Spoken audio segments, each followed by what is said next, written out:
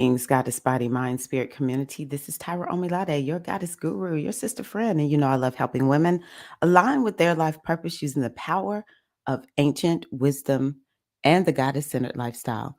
And today I have for you the Inspired Goddess Morning Circle. Let's just go on ahead and turn the music up, Queens.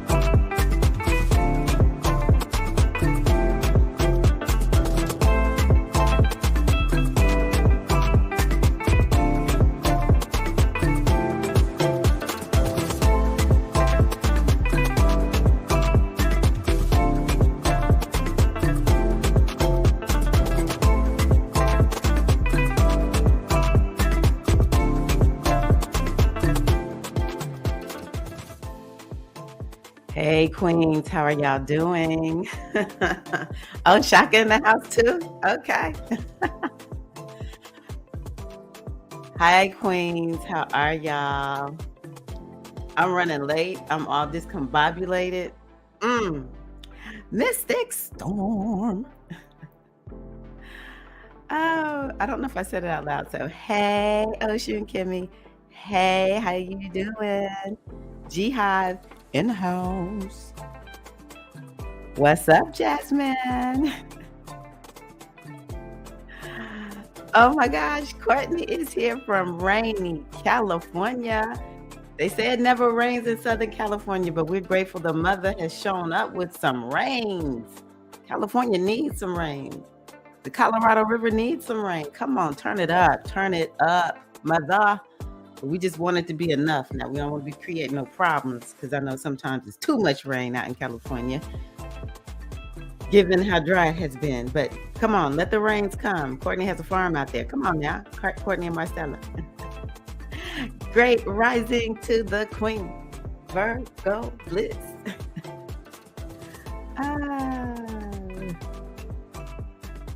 Grand rising to Shaka. Oh, big sis. I love that.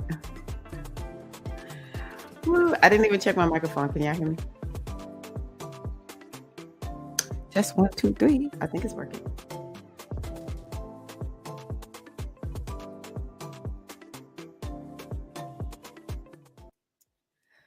All righty. How are you all doing? So glad to have y'all here. I'm going to drop this inside of my community, the Inspired Goddess community.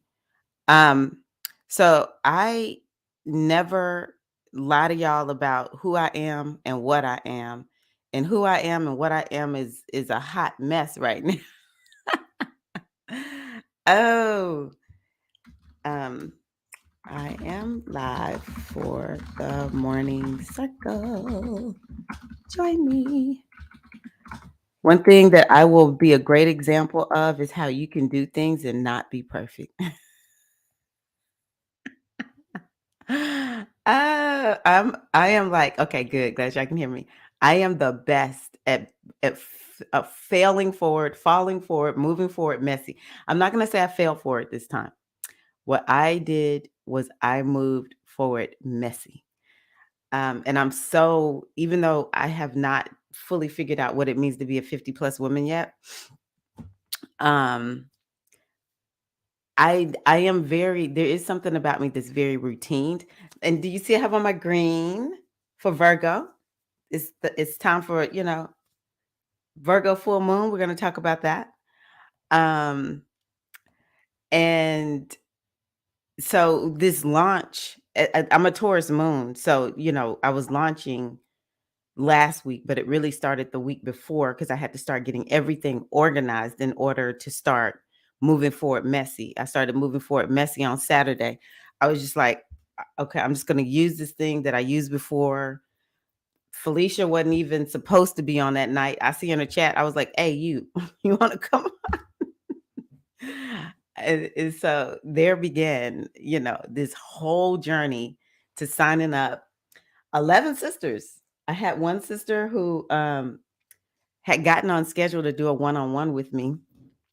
And I was like, I'm just gonna, if somebody's willing to book a one-to-one to talk to me about joining, they're pretty serious. And so I'm gonna go on ahead and schedule it with her. And 10 ladies had already signed up, but I was like, she was already there on schedule. So I'm gonna, if she wants to join, she can join. So I actually did let one extra lady in, but that was because she had gone an extra mile. So 11 ladies, 2 returning graduates joined, and then I have 2 sisters who have been a part of SAI. Well, they're graduates also, and they're the big sisters is what I'm calling them inside of SAI. And then I had to start sending out surveys and all kinds of stuff. We had our first gathering last night. And so, and then I went out of town. That's really the other thing that was just kind of odd. And so this morning I was like, where's the live stream? Oh my gosh, I didn't create the live stream. But y'all are here. How are y'all doing? Hey, Queen Deborah, Grand Rising. How are you? So glad that you are here. Paulette in the house. Buenos dias. And what's up, Queen Sharmika? What's poppin' G Hive? I love that. What's poppin' G Hive? I really like that. Ah, yay, yay. Thank you, Courtney. Thank you. I appreciate you. Yeah, because I know what it's like to be new in starting your own business, especially when you're taking the business to the next level where you're like, I'm not going to just do it in my free time. I'm setting aside time, dedicated time to learn, what's my way of getting my craft out, my, gifts to the world out. So I made some behind the scenes videos for if and when I start doing business coaching, for spiritual people especially, but maybe I can help creatives also. Happy Women's Day. Happy Women's Day to you all. So in honor of Women's Day, I know this is a loud little plank. Let me put that down. In honor of Women's Day, I am drinking out of a mug that I got from being in an email, um, like learning how to do email membership with Kate Doster. She's very well known in the online community, at least by some of us. And she sent a mug when I joined. And this is what I dedicate to all of the sisters out there. Be the one who was brave enough to go after her dreams. This is one of my favorite mugs. I love this one so much. Be the one who was brave enough to go after her dreams. So we're at the full moon phase. And hold up. Where are my manners? Okay. We have Still Learning here. Hi, Still Learning. Welcome. Lady T is what I call her. We have Keita May, Wealth Rising Keita May. Yes. Ah, a foggy morning. Okay. I love foggy days. So Ocean Kimmy has her cup of Shango. What do y'all have? Y'all know I have I guess you could say like a little vitamin drink that's supposed to give energy. It's very, very, very gentle. It might have a little caffeine in it, but not much because I can't really do caffeine. But anywho, sisters, we're at the full moon. And Shaka, I talk very feminine here, but if you want to drop something in the chat, you can. You could do that, Shaka. But sisters, if you want, drop one thing that you're excited about having manifested, in the last week, in the last year, maybe in the last 6 months. We had that new moon in Virgo back in, it was either August or September. I can't quite remember when that new moon was, but we had a new moon in Virgo in August or September. And so maybe something 6 months ago has, you either made progress on it or it has manifested. And that moon in Virgo, I'm going to see if I can go back and look at when was the moon in Virgo. The moon in Virgo,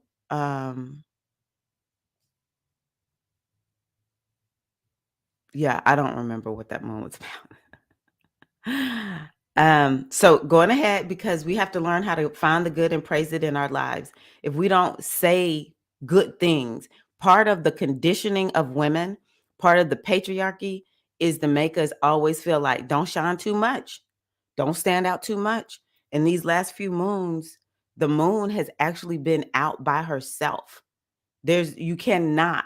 That's probably why the moon is looking so beautiful in the sky, these full moons, is because everything else, this moon was what was this moon, y'all? Virgo moon.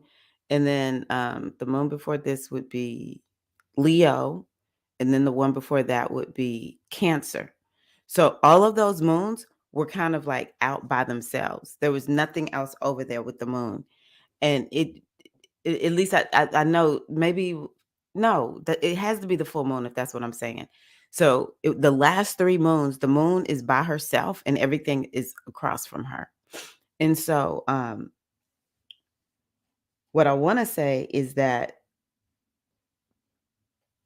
to a certain degree, one of the messages I've been saying is you may feel like it's me against the world, but sometimes we have to have that contrast so we can really see who we are. Sometimes we do have to just kind of break away and stand out. We have to let ourselves stand out. I was listening to a video by hold on, it's gonna come to me. Um, I'll tell y'all in a minute. It's gonna come to me. But anywho, this very famous author, Black author, and he was saying he had to leave and go to another country to live because number one, he's a Black man, and he needed to try to figure out what was like the way that the hard things that he had experienced here in the United States. James Baldwin, thank you, because I was like, I gotta say his name. He was trying to figure out if the hard things here in the United States, which one was him, he would have experienced it without the backdrop of racism and the oppression that was rampant even more back then. Um, and what was that? Like what he couldn't figure out. Like the thing, he didn't want everything to be about, well, they just treat me like that because I'm a Black man. And some of us know, we're of different ethnic groups that sometimes, no, it's not because of what your ethnicity is. No, you're just a jackass. I know that sounds rude, because y'all know I'm super like chill, but it's the truth. Sometimes people don't act anyway because of how they look or anything. No, in that moment, you were just wrong. I'm gonna say it that way. And so that's what that moon feels like to me. We get to just like pull away from everything so we can figure out what's what. But the other part about that is most of us don't like standing out. We don't want to stand out. It feels dangerous to stand out. That's why a lot of us don't go live, or we don't want to do public speaking, or we don't even want to shine. Maybe you make something, because I've been learning how a lot of y'all work with your hands. You've been making something and it's beautiful, and then somebody will come and snipe it for like, why? Or someone will come and like issue a little hateration. Well, I wish I could do that. Well, you got the same opportunity I got. If you don't know how to do it naturally, go learn. Anyone can learn on the internet these days. And so it just makes you like, forget it. Every time I try to stand out, I get shot down. So that's not what we doing here. We stand out here. We're proud women. We're sovereign women. We love who we are. We love what we do. We're ready to get our gifts and talents into the world. And sometimes it's not even about getting our gifts and talents into the world. I'm just shining because guess what? That's who I am, baby. I'm a star. Come on now, Prince. Come on, Prince. All right. Let's see here. Lemon tea, but I'm gonna get some coffee too soon. Ooh, that sounds good. I got my bottle of Oshun spring water. No more cup of Java. No more cup of Shango for Shamika. Okay, foggy down in Galveston. I never went there while I lived in Texas, but I always did want to go there. Yes, the goddesses are leveling up, increasing the vibration of love on this planet. Ashe. Oh, yes. Yes. I love that. That is beautiful. Yes. I spent last night letting go of what no longer serves me and bring in what does serve my well being. Ashe. Oh, and it is so beautiful, beautiful. Yes, we are sovereign.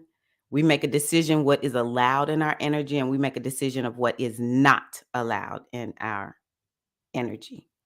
9 months ago, I free wrote a journal entry about this exact subject. 6 months ago. Yes, 6 months ago. Wow. Okay. Okay. Every now and again, my mother was not known as a cusser either. So whenever she cussed, me and my brothers would just crack up because we were like, you don't even sound right cussing, mama. All right, Shamika.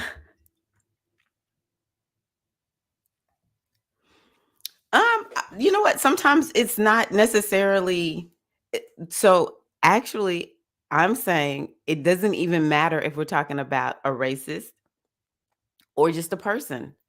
Because sometimes, like for instance, Adrian, ouch. Let me tell you the example that was in my mind. You know how sometimes some people just act a certain way and they look just like you. They from the same ethnic group. But do we call them racist? No. We call them the J word. And then sometimes when I allowed myself, first of all, let me be clear. Let me be very clear. And I really don't want to get super deep into this because, we don't want to be giving these people all of our, our talks. But racist white people, well, all white people have some level of racism in them. I actually believe all of us have the effects of racism in us. If we stop hard and long enough to look, there's something there, and we all have to face it, right? Like even if you're black or some ethnic group that does struggle with white people, you will like I will remember being raised up in Mississippi, and I'm not actually really proud to admit this, but I'm gonna tell y'all the truth. Being raised up in Mississippi, my mother was very black and proud, but Mississippi in the 70s had segregation built in the city that I lived in. It was built in. Black people lived in certain neighborhoods and white people lived in certain neighborhoods. When the black people moved into the more um what's the word I want to use? Like these neighborhoods were white. The neighborhood I lived in when I was a little girl, 3, 4, it was white. That's where my dad moved us. And we left because my dad was in the military, and we came back 3 years later. That neighborhood was black. It had maybe 1, 2 white people in it, right? And so and then there was like, we didn't have the word microaggression, but there was microaggressions. And there was like literally schools that were mostly black and schools that were mostly white. Now, my dad is a good person, don't get me wrong, but this is a great example of how black people have racism in them, and we have to admit it. My dad always was like, "You're gonna go to a white school." So anytime I went to a school that was too black, like my neighborhood school, I got to stay there for a little while, but then he insisted that I go to the Catholic school. And then when I didn't want to stay at the Catholic school anymore, um, I didn't go to the school I was zoned for. So he did something. The school I was zoned for, which was called Powell Junior High, my namesake. I was so ready to go to Powell Junior High because that's my maiden name. He was like, "Nah, baby, you ain't going to Powell. You going to Chastain." So I would have to walk way far to go catch the bus. And this school was like everything was even. If we had 8 cheerleaders, 4 cheerleaders had to be black, and 4 cheerleaders were white. God has blessed any other ethnic group that was there because there was no talk of anyone else. It was just black and white. Everything had to be equal. And um, so that's kind of how I was raised up. It was like a high level of racism that it was different from what my parents experienced, being in Mississippi growing up, but it was still so embedded in my mind that I remember, I went to school in Atlanta, Chocolate City, baby. It was just a different notion. It was a different feel. It was certain things I didn't think about anymore when I got there. And of course, going to an HBCU, I was very pro-Black. So then what ended up happening was me and my husband moved to Tennessee, East Tennessee. I didn't know nothing about East Tennessee. I didn't really know anything about Tennessee except for Memphis, which is Chocolate City. So we moved to Knoxville, Tennessee to go to school. And that is when I began to realize that I have something in me that makes me like move out of the way. Like white people, they would just be walking and it was almost as if they didn't even see me. And I would stop and move out the way. And so I had to start catching myself saying, hold up, what you not gonna do? Either we can run into each other, but I am not, this is something that's in me that has to do with this racism that is, I've been exposed to. So cool believe racism is in all of us. We're all working to, well, okay, those of us who care.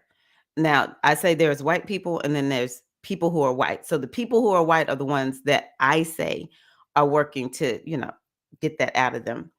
And then all of us, it doesn't matter, Black people, Latinos, Hispanics, Asians, everyone's working to get racism out. It's just rampant around the world. And it's on different levels. And so what I think though is there are some, let's just talk about white people. What I have noticed when I'm hanging out or just like in the presence of some white people, there are some white people who are so obnoxious. They don't limit who they are treating poorly. They treat everybody badly. They might be a racist, but they're mostly just a jackass. But that does not, it's not just limited. Because I remember there was this one lady when I was homeschooling, Rose, I'm gonna say her name because she ain't watching this, trust and believe. Rose is not watching this.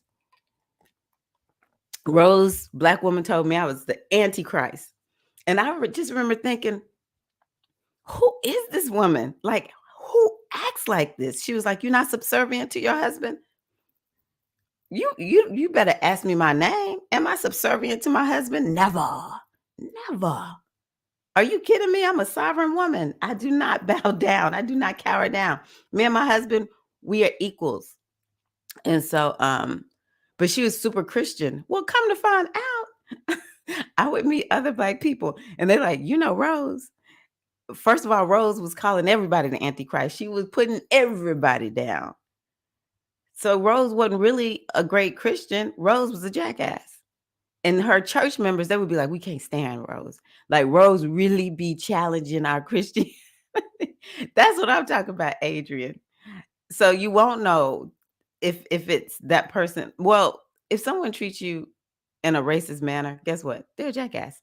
So probably could have just said that. But sometimes it's just that person, and you would have to know other people who know them.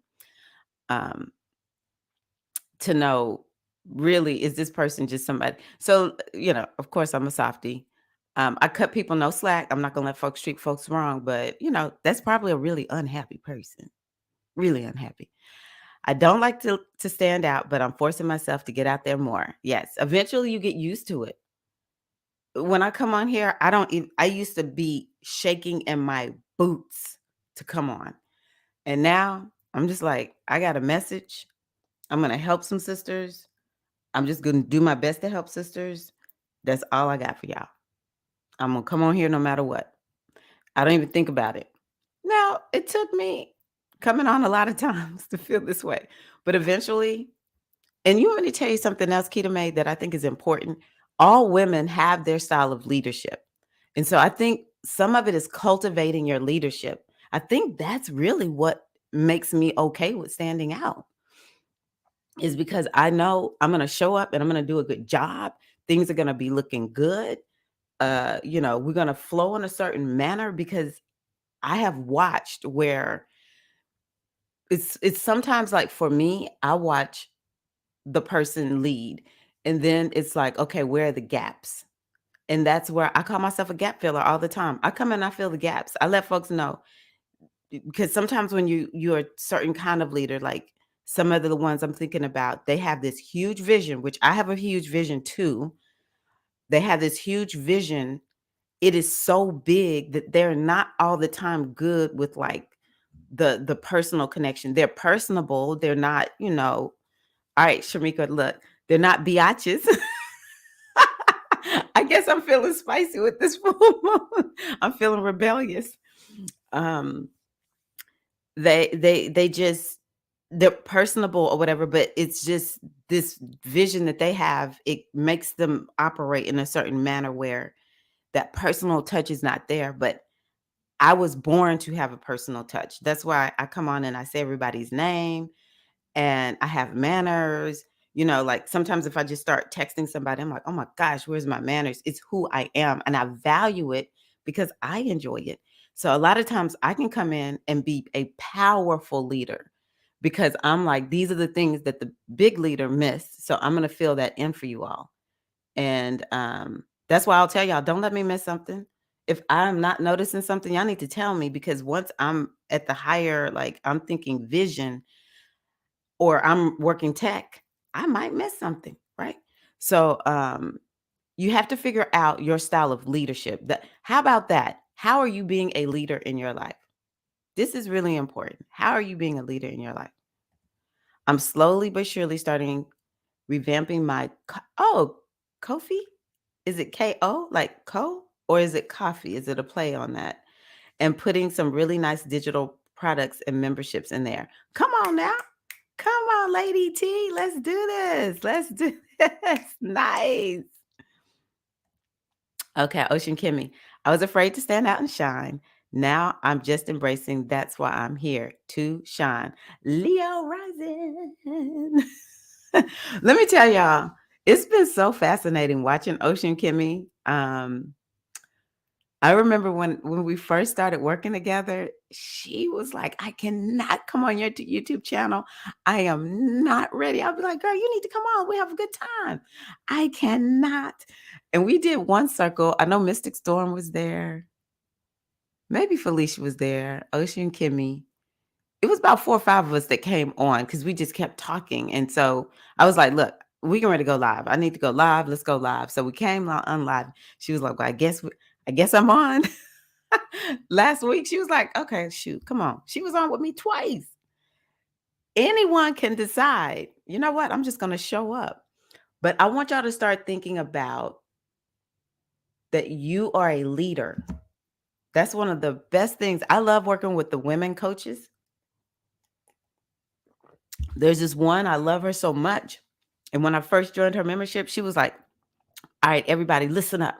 You are leaders. And I want you to show up like that. Go show up in your community as a leader. I was like, you know what? I was born to lead. So think about that. When it comes to shining, part of the reason that some people shine is because they are a leader. And it may not even be that they are a leader of other people. They might be a thought leader. They may be doing so well at what they're doing that people start coming to them like, well, how did you do that? Maybe they're a leader through teaching. Maybe they're a leader through singing. Think about how many people look up to certain singers, not because they're the best singer, but they do a really good job of maybe crafting, their style of singing. Or I think about Beyonce. She combines, this unique sound that she has, because we know a lot of people try to sound like Beyonce. She combines this unique style that she has with this art, like through fashion, and it's that's like unique. Not everybody can do it. So it can make her a leader in that regard, because she's willing to do something that's unique unto her. So being a leader, being unique unto yourself, right? Um, being a leader, willing to just take whatever you have out into the world, and it doesn't matter what anyone thinks. Sometimes I think if no one shows up, I'm still going to show up, because guess what I am doing is good, and I will benefit from it. Be a good leader to yourself. So shining, and you know working your craft, being willing to put it out there. These are the things, being unique. These are things that I want y'all to think about when it comes to shining and standing out. So be a leader. Okay, Courtney. I started a Patreon to share more about my ancestral journey to Mexico next year. Big and vulnerable step for me. I tell you what, if you send it to me, I'll put it inside my community. Last week I had trolls come on, and there's no way I want anyone dropping links here. But email your Patreon to me, Courtney. I would love to follow you. And I have a private community that nobody, everyone there has been screened. um, yes, yes. It's a great time to be alive, to witness the rise of the feminine energy. That's what I'm talking about, Shaka. That's what I'm talking about. The bruvs, they got to get with it. They got to get with it, because you know what? What we got ain't working. Yes, me too. Thank y'all. Who else? Does anyone else have anything they need to share? Yeah, I love the HBCU experience.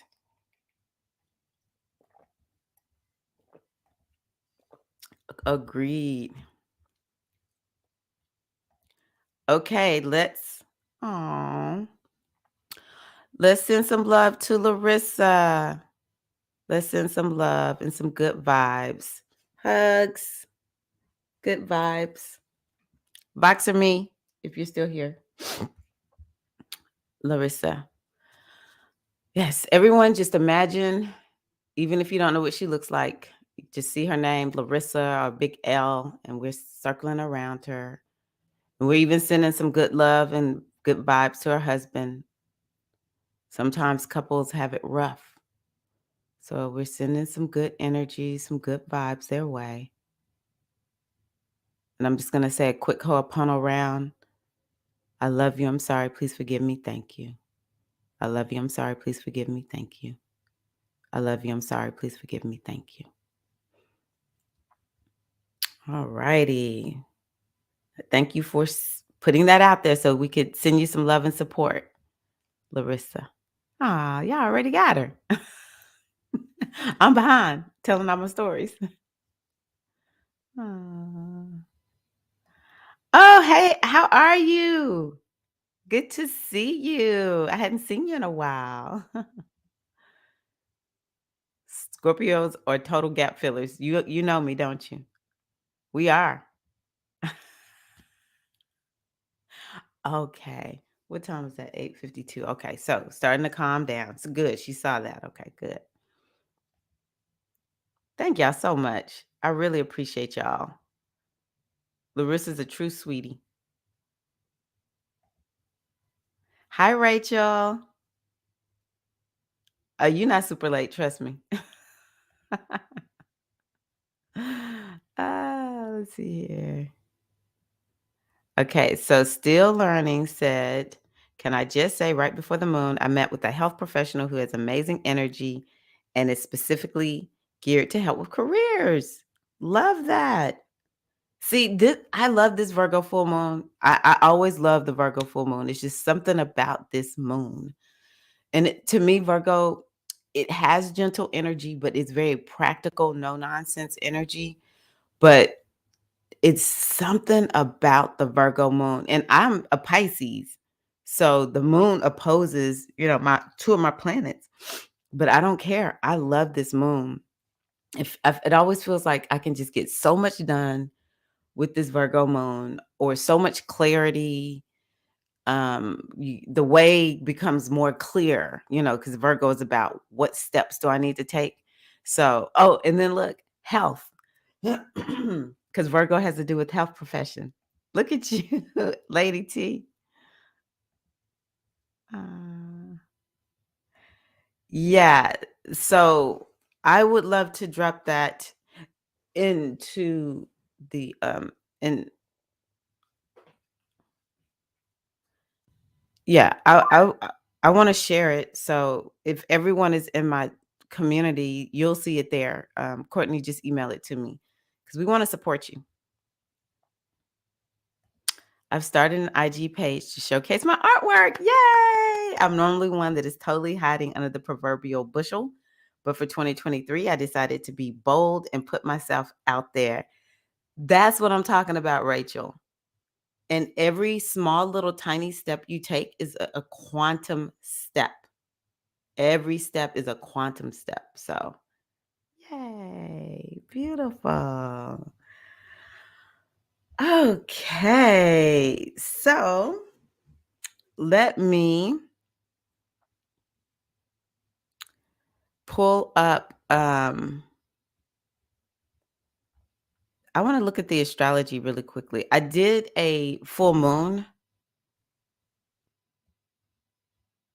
Okay, I have to not talk sometimes because it's like, oh my gosh, I can't scroll and talk at the same time. I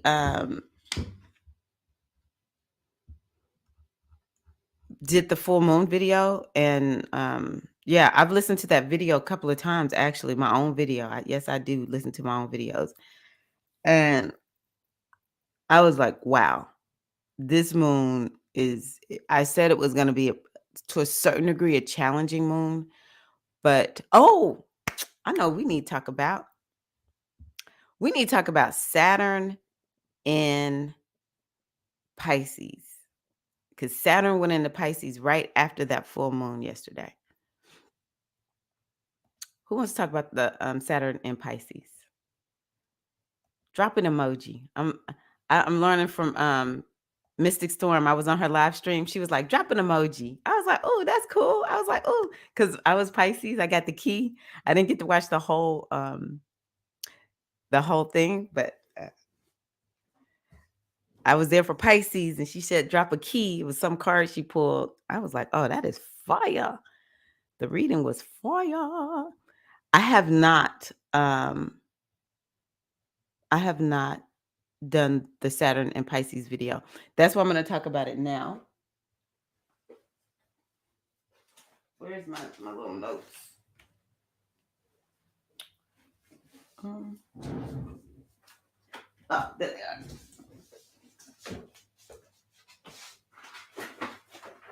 I think yeah, that's them. I am the type of Taurus who, if I leave home, oh my God, I'm a wreck. Oh, I want to show y'all something else that I did.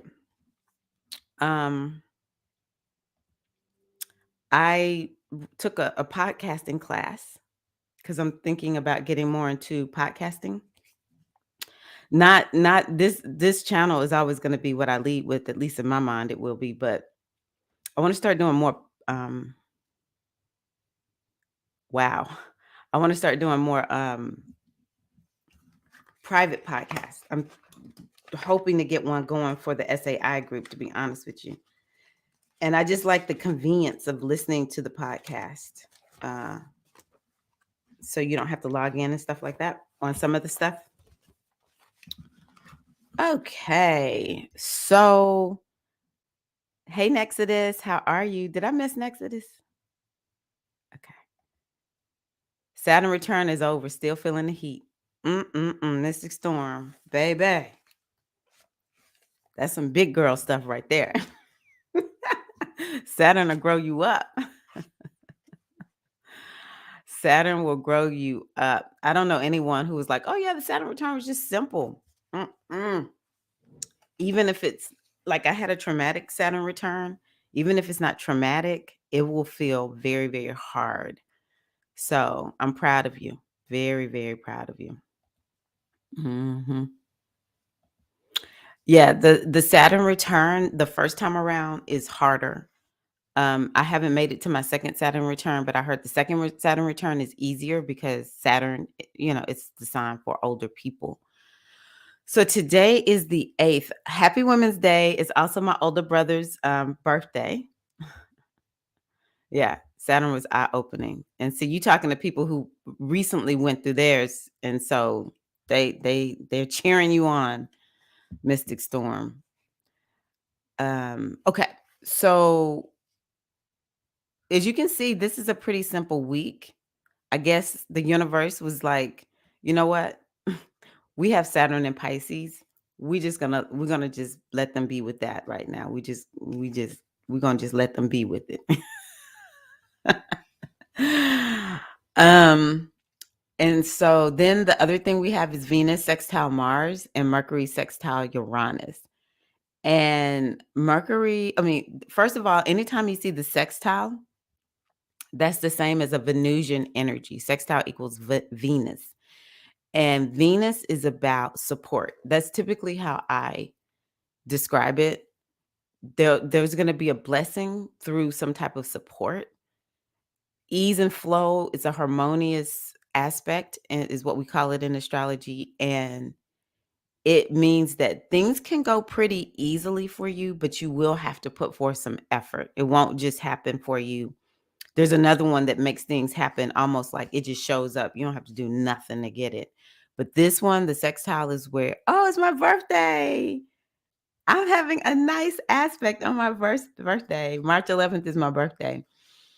So Venus sextile Mars. That means men and women will be getting along. I need to go live. I won't, because I'll be with my older son that day. But I'm like, we need to go live and invite all the men on and say, let's get along. I think that could be a really creative day. Venus in, where is Venus? Aries. Venus is in Aries. Here, I'll just pull it up because sometimes when I see things. Yeah, y'all keep commenting. I'll look at them and I'll look at y'all's comments in just a minute. So Venus is here in Aries and Mars is in Gemini. So that's fire and air. We got Venus and fire, Mars and air. And so it could be something about the mind where we're very creative when it comes to the mind. We may really want to work with our hands. So people who create, who are crafters, is something with the hands that could be a good time for you to create. And it could be where we want to get out and about and go walking, get out into our local community, make a short trip or something like that. And it could be something very harmonious. I'm going to say it two ways: between men and women, or another way you could say it, between the masculine and the feminine. Also between you and your inner goddess and your inner god, the inner masculine and inner feminine within you. It's like they're getting along. Like, the masculine is, even though the feminine planet is in a masculine sign, and the masculine planet is actually in a masculine sign, but the feminine planet may be able to express herself, or that part of you may be able to express herself, and you have some type of support put in. So for instance, maybe you want to be creative and you just want to have fun. Like, there's no purpose to this creativity other than it just brings you joy. And so the Mars would be maybe sort of like putting a boundary up. That's how the masculine would be, like, from 3 to 5 on this day, I'm only going to do things that I enjoy. Maybe it's not even just do art. It's just, what do you enjoy? Because Venus is, what do you enjoy? And you're going to put it on your calendar. You're letting everybody know, this is what I'm doing. I'm not deviating no matter what comes up. This is what I'm going to do. That's how the masculine part of ourselves can support the feminine part of ourselves, or that's how they work harmoniously. It just could be straight up, you support a man, um, or a woman helps you to take action because Venus is a woman and Mars is action. And so it could be that you feel supported by, another woman taking action. Let me see what y'all have. Ah, happy birthday to your mom. Ah. Okay, I just gotta say it. Pisces in the house.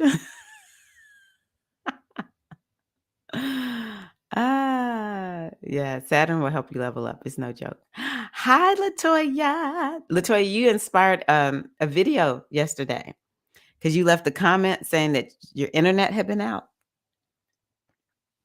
I made two recordings after that. I need to release them and get them out to the world. So thank you, Queen. Yes.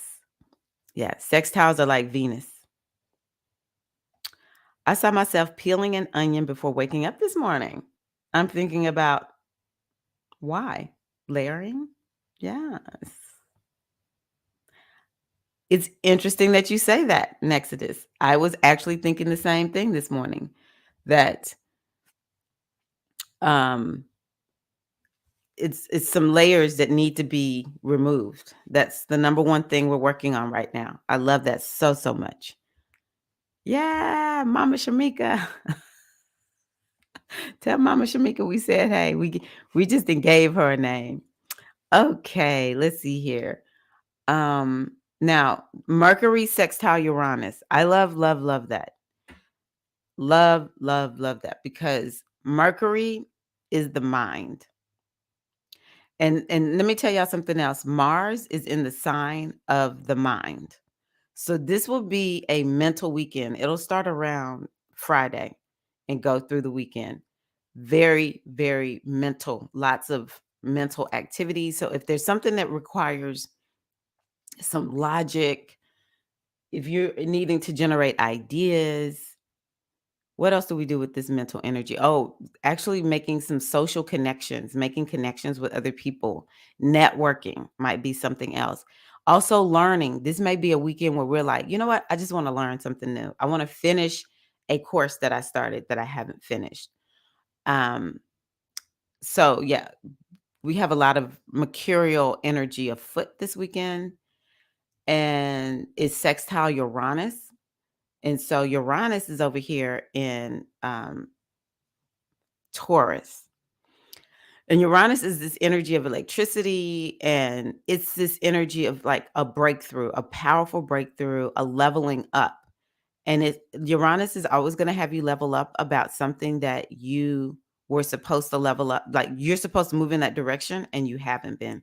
But maybe what will happen is it'll feel like a gentle level up because Mercury is in Pisces, and Pisces is very, very gentle energy. I know some of y'all will say some of us Pisces are not gentle. It's probably something else up in there, but we're very sensitive sorts. But Pisces is gentle. So a gentle level up. I also think that this could bring some like breakthrough creative ideas. All of a sudden, boom, you're like, I got it. And I have this happen on a regular basis, just like yesterday when I saw Latoya's comment. Immediately, I was like, I got an idea. I came in, sat down, and I recorded that video. I started listening to it. I said, I left something out. I recorded another video. It could be something like that. It's just breakthrough type of energy. But it'll be very creative. Now, let me tell you something else I think could happen for some people. If you have been feeling challenged in your health, it can help you to get some support because remember it's a sextile. So sextile is about support. So maybe you get some support for your health. Maybe you feel like you are having some sort of breakthrough in your health and well-being, but it'll feel sort of gentle, like I have finally arrived here. I've been working on this for a long time and it's finally here. Um Mercury is the mind, communication. So, it might be you are very intuitive, but almost in a telepathic manner. I don't know if y'all seen telepathy. I don't know if you have seen, what was I gonna say? What yeah, oh, there is a reading that I would do for people, or a card that I would pull for people. One is called Nekabet and the other one is called Chet. And what it says about that, and this is sort of like that. What it says is it's very hold on one second. I gotta turn this off. There we go. What it says is that it's very intuitive. And what it began to make me realize is how much I can, especially before I got a little bit more like shielded, how much I can pick up on what people are thinking.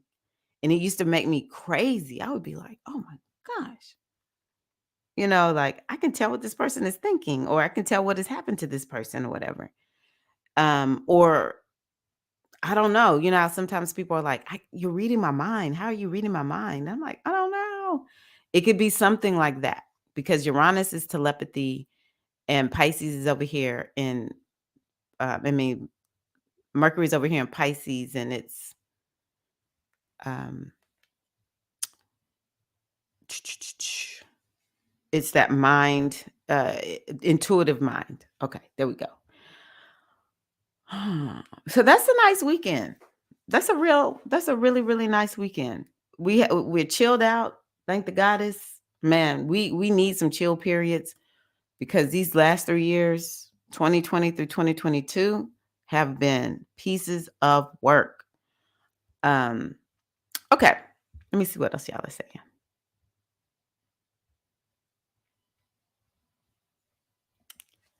Yes. Yes. Hi, Felicia. How are you, big sis? Okay, so Saturn in Pisces. Saturn arrived in Pisces yesterday. Their Saturn is all his glory. 0 degrees of Pisces. Just like, hey, big mama home.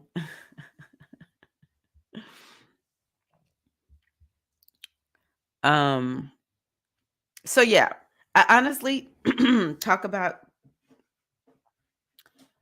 Saturn and Pisces in these other videos that I need to release. I made one that I released last week. Let me see if I can find that video.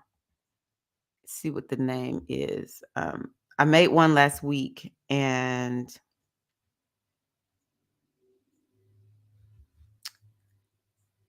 I started talking about it. What is the name of this? Oh, okay, I gotta go here. My videos.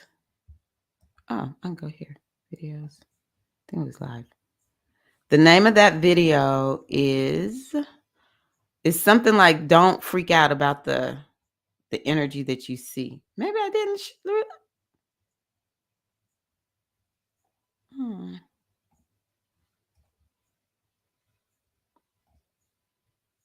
Let me go into my YouTube studio.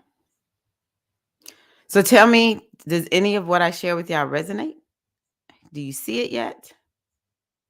Anything else stand out for you with the full moon? Where is it?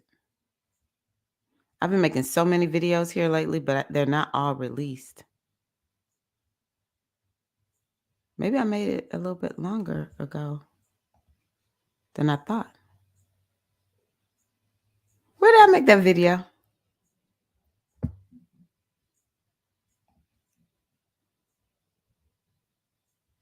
Because I noticed I didn't get a lot of comments on it. Let me go here. I'm sorry there's a lull, y'all, but I'm so determined to find this video.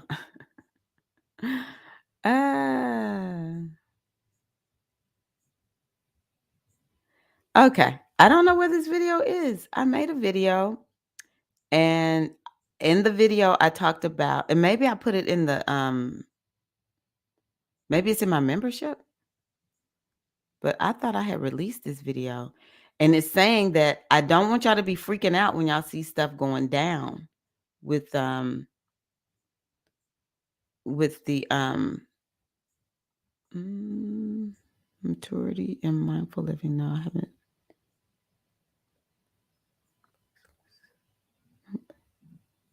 Oh, the name of the video is Understanding the Mission of the Current Astrology.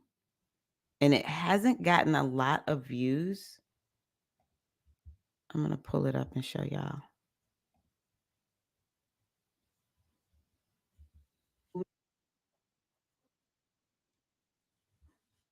Ah,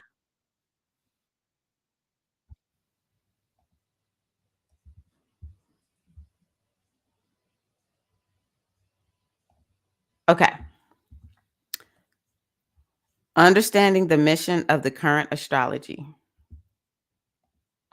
Understanding the mission of the current astrology.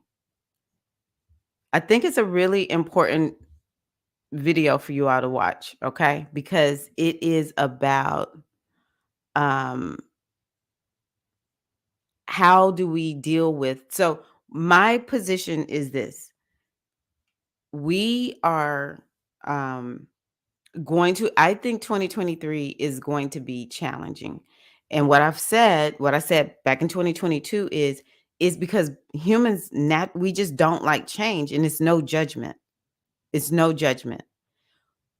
Just like I'm telling y'all, I went out of town for 24 hours and I'm like, oh my gosh, I'm just like so thrown off, in my tourist glory.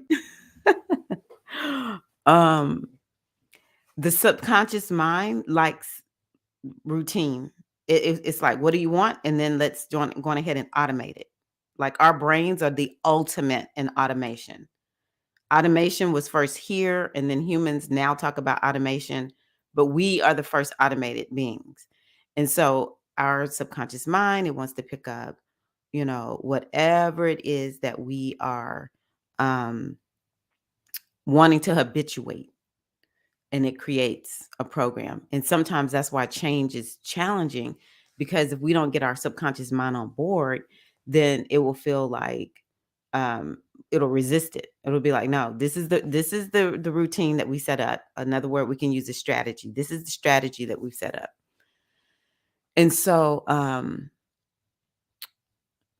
yeah, Saturn has been in Aquarius for over 2 years. Over 2 years. It has actually spanned it 2020, because it went in there December 2020. It was there all of 2021, all of 2022, and you can see it made it through January, February, and we're into March of 2023, and it just now went into Pisces. So it has touched 4 years in the sign of Aquarius. And so that's a big change for us. It's a very powerful planet. And, we've already been talking about how um, Saturn is no joke. It's the no joke reality check kind of, planet. And like I said, I call Saturn Big Mama. Even though I know it's a masculine planet, that's Big Mama energy. We all know Big Mama. Even if we didn't have a Big Mama in our life, we all knew somebody's grandma or auntie who was a Big Mama, who was just like, I don't play around her. She gonna check me. But it's always, but she loves me.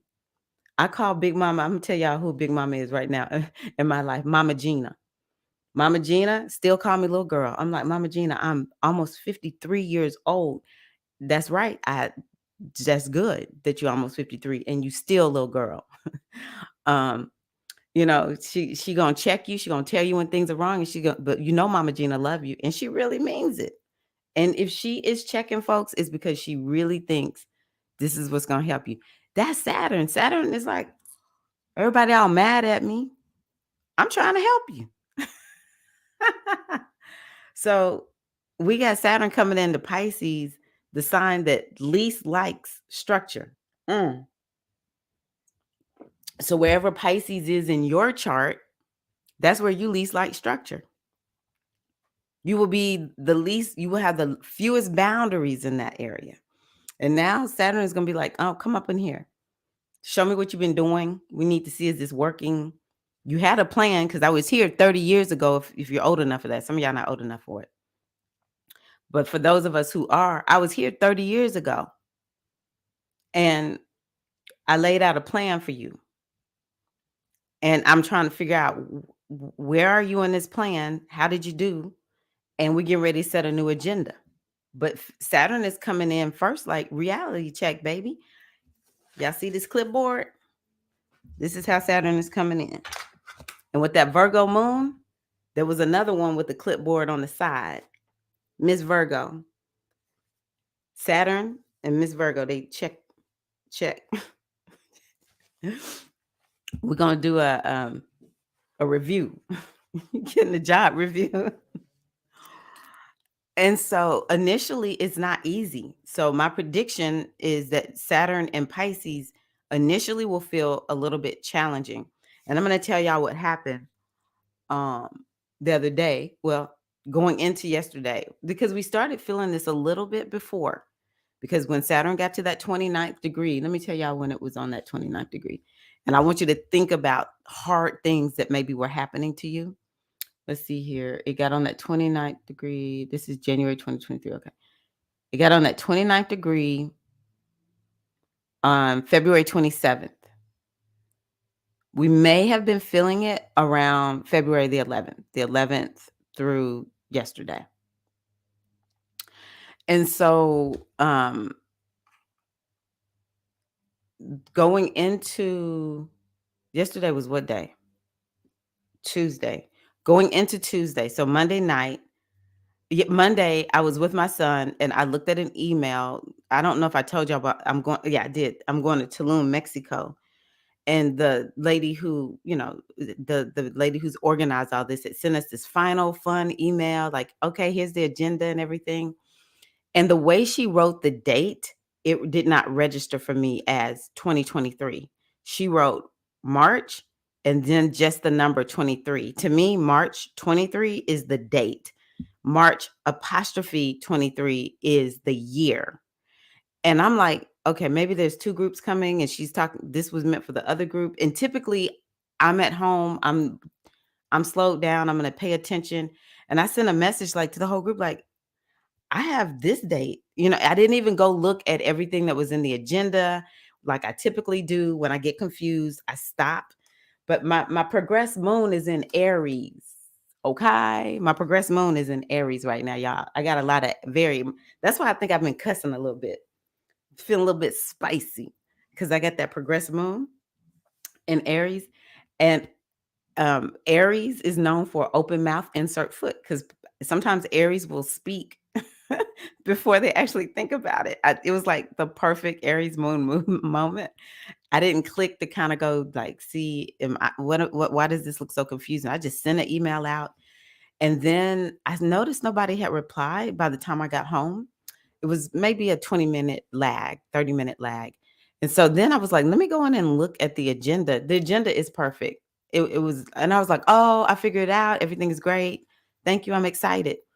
And nobody replied. Now I'm already feeling some kind of way because I'm the oldest person in the group. I'm pretty sure I'm the only menopausal person in the group. And I've been feeling some kind of way because it's a lot of young women. Even though we've gotten to know each other, it's a lot of young women.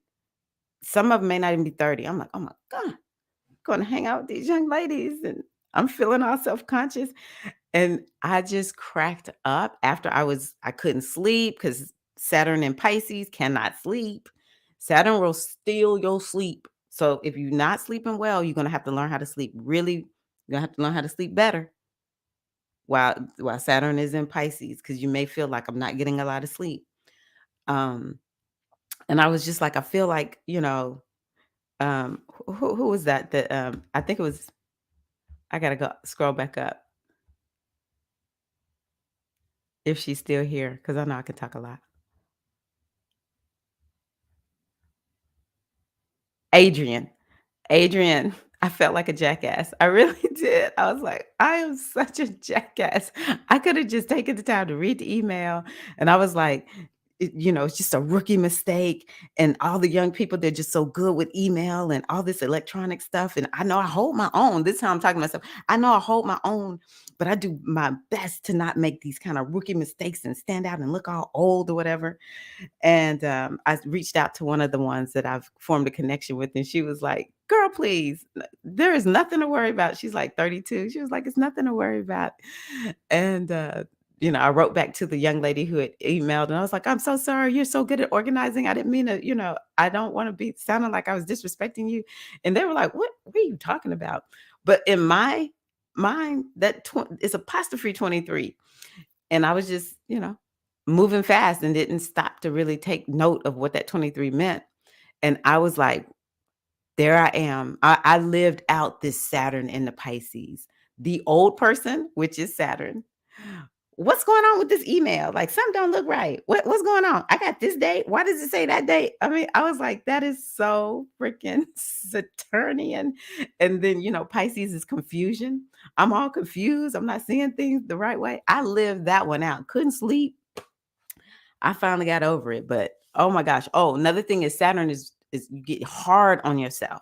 So whatever sign or whatever house Pisces is in for you, um, you'll be hard on yourself in that area of life.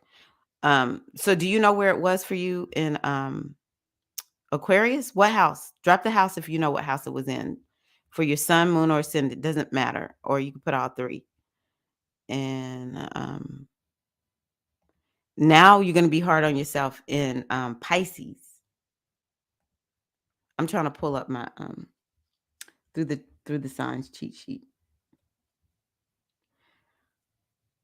Ooh. The other thing I want y'all to understand too, one of the reasons I talk the way I do about astrology, where is it? This is not what I'm used to seeing here. Ah, I know what's going on. Is because I want y'all to understand how to use astrology in a way that you get results. I don't want y'all to have astrology just up here. I want y'all to have it in a way where you can apply it.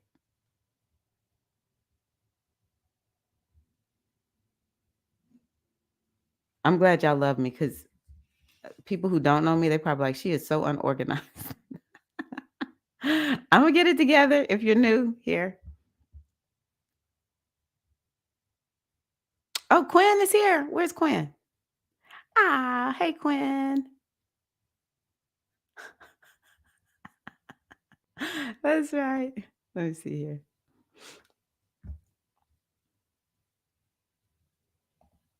The birthday eclipses that the last 2 years. Oh my God! So I love the rest periods. Seriously. Yeah, Saturn was like, and let me tell you, Saturn doing a two-step because Saturn is old. Right foot here and left foot, like right on up in there, Shamika.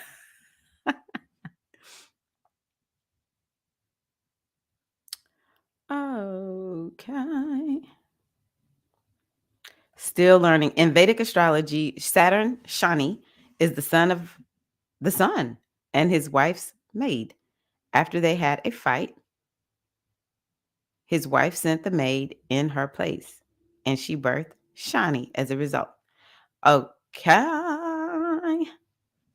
Yes, that is very interesting because I do not know Vedic astrology. Ah. But what I will say is Saturn is known as a planet that has to do with people who are like the common man and woman as well as oppressed people. So sometimes when I hear astrologers talking and something's going on with Saturn, is one or two things, and I talk about it in the video.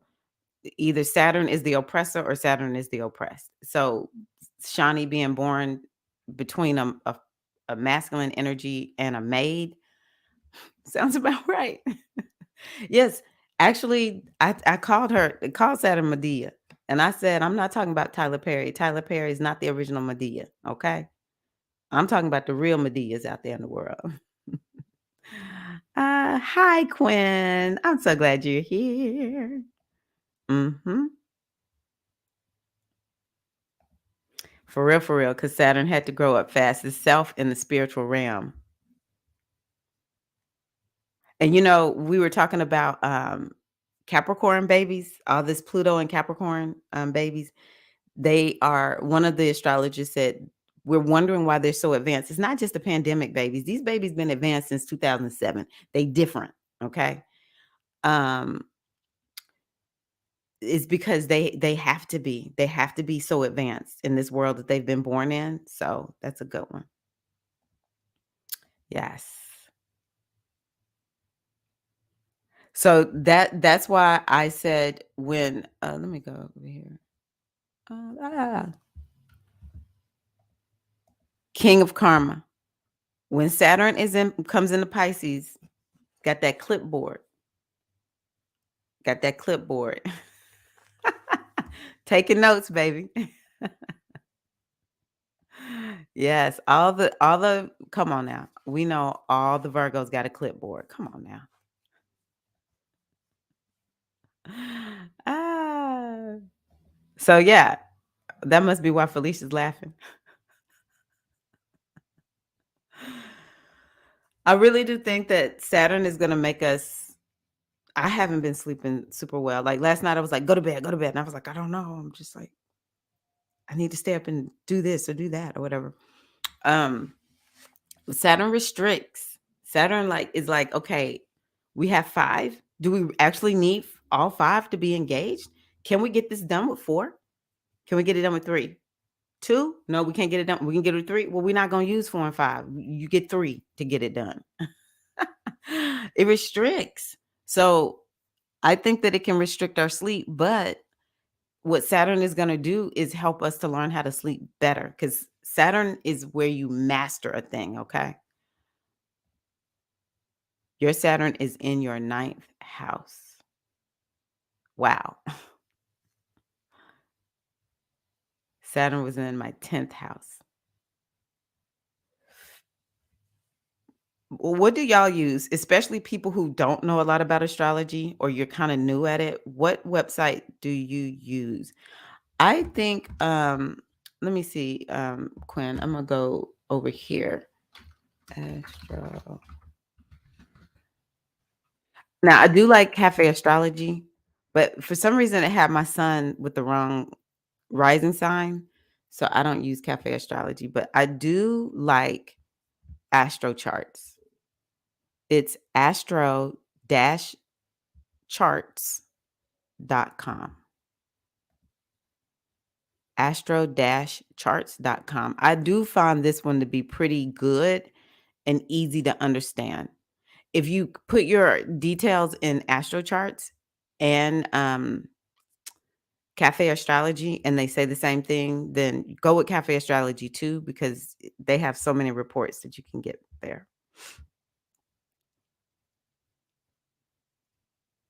Born Saturn and Pisces. Oh, so Nexodus is gonna have a so now you kind of know Nexodus's age. Because Saturn is in a new sign once every 27 or 30 years.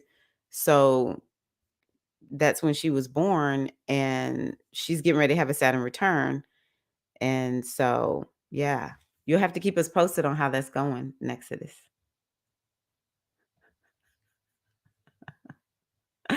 Ah. Hi, Priestess Ellen. This is one of my SFM Priestess sisters. If you do the work Taskmaster Saturn demands, there's always a gift in return. And that's what I love about Saturn is when you do what Saturn says to do, you are going to benefit. And what you gain from working with Saturn, you will not lose. It's a gift that you will keep forever. And, one of the things that I love to say is I'm about self-realization and self-mastery. And so Saturn helps you if you step into a higher level of self-mastery, who can take something that you've mastered from you? Like nobody can take astrology from me. You cannot do it because I've mastered so much of it, not everything. But the part that I have mastered, who can take it from me? But guess what? I've had to take class after class after class. I have one teacher who will be like, all right, who's going to come on here and talk with me about this? His name is Victor. And I would just be like, "Oh my gosh, I don't know what I'm doing." And you come on and, once you start talking and Victor is like helping you out or whatever, you can just see things more clearly versus just kind of like that's why I always say it's very difficult to learn astrology without a teacher.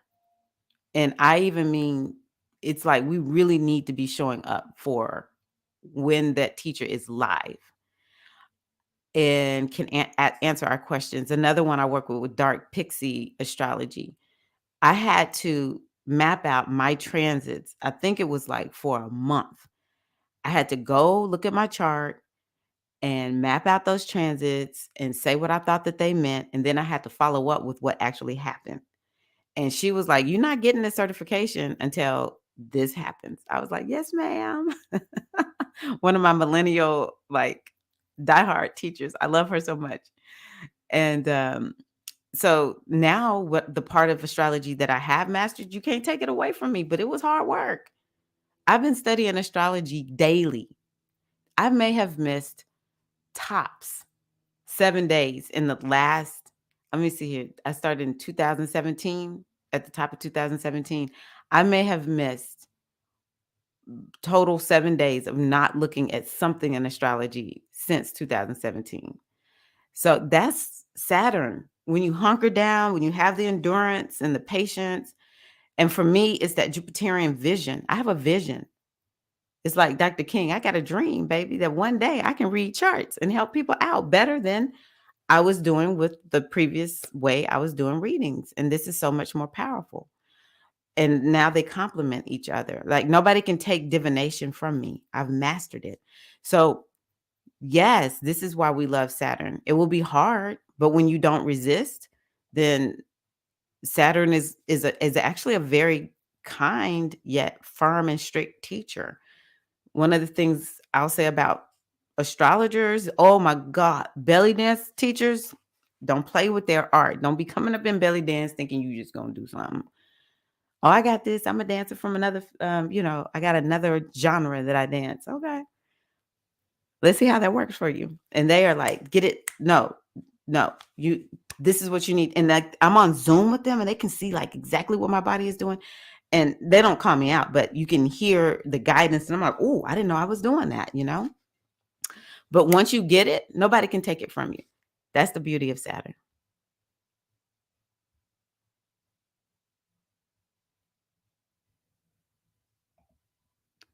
Uh, yeah, you may not even be able to post the link in the chat. It's something people have tried in the past. What's the name of the site? Yeah, you can put the name of the site there, but okay, good. Astro, okay. Astro Seek. Okay. Okay, good, good, good. Okay. Astro Seek. I'll have to pull that up. Astro Matrix, CoStar, Astrology, Birth Charts, apps. Very good. You're good. CoStar and the pattern. Okay.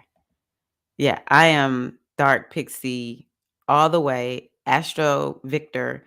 I mean, I can't deny I have worked with Lotta a lot too. Oh yeah. It's my life. Okay, I'm so happy all of these suggestions. Yeah, girl, they will help you reconnect with your body for real. Okay, so let's see here. So Saturn and Pisces. Saturn, we've already talked about, self-mastery or mastery in some kind of way, restrictions. Now, I want y'all to think about boundaries. Where do you lack boundaries in your life? Wherever it is. Oh, let me go here. Let me tell you where you may lack boundaries in your life. So if you are a Pisces, you may lack boundaries in no, sorry, Aries. If you're an Aries, you may just lack boundaries. Some Aries may not sleep a lot actually. And just go, go, go, go, go, go, go, too much. Also, there may need to be more boundaries, in sexuality. Now, the other thing is Saturn can be too boundary, but I'm just gonna say where we're not, where we may lack boundaries. Also, just kind of like there's the level of Aries that might just have a part of themselves where they just make it a little bit too public. So it could be that. Now, I want you to listen for your sun, your moon, or ascendant, because having other things in your placement may not make you like what I'm describing. But I'm trying to show you the area of life where Saturn may come in and say you need more boundaries in that area of life. And then for Taurus, it would be where's Pisces? Oh, the 11th house. Maybe around friendships.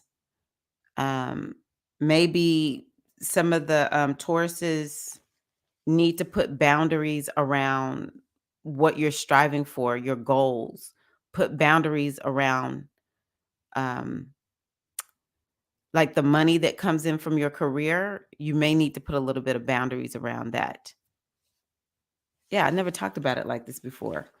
Gemini, you may need to put some boundaries in when it comes to work. Maybe Gemini's is a sign that actually likes to chill a little bit, doesn't want to do too much. But it still may be something at work where you just don't have enough boundaries. You need to put some boundaries maybe around your time, or you know, Gemini is a very skilled sign. And so for Gemini, it would need to be put some boundaries around um like people just want you to use your skills all the time, but then maybe it's like, why? Like, I got a life to live. I'm doing too much here in the job. Also, some of the boundaries may need to be around your parents, maybe the dad, but just parents in general. Now, for Cancer, boundaries around maybe around your teachers. Yeah, okay, Pisces. I have to keep myself together because I'm thinking Capricorn and because I'm thinking Saturn. So maybe you need boundaries around your like who you're listening to, what you're listening to. Maybe you kind of like listen to people, you put people up on a pedestal and think they know more than you do. Um, Maybe put some boundaries around if you're supposed to be growing and expanding, maybe you're doing things that's not allowing you to grow and expand. Or maybe you're just constantly like always trying to find some kind of way to grow and evolve. And so you need to put some boundaries around that maybe and finish what you started. Yeah, because Cancer is a cardinal's energy. So Cancerians may get stuff started, but they may not always finish. Mm, yeah. Saturn is going to restrict wherever it is. This thing is going to get restricted for us. So for Leo, it's Pisces.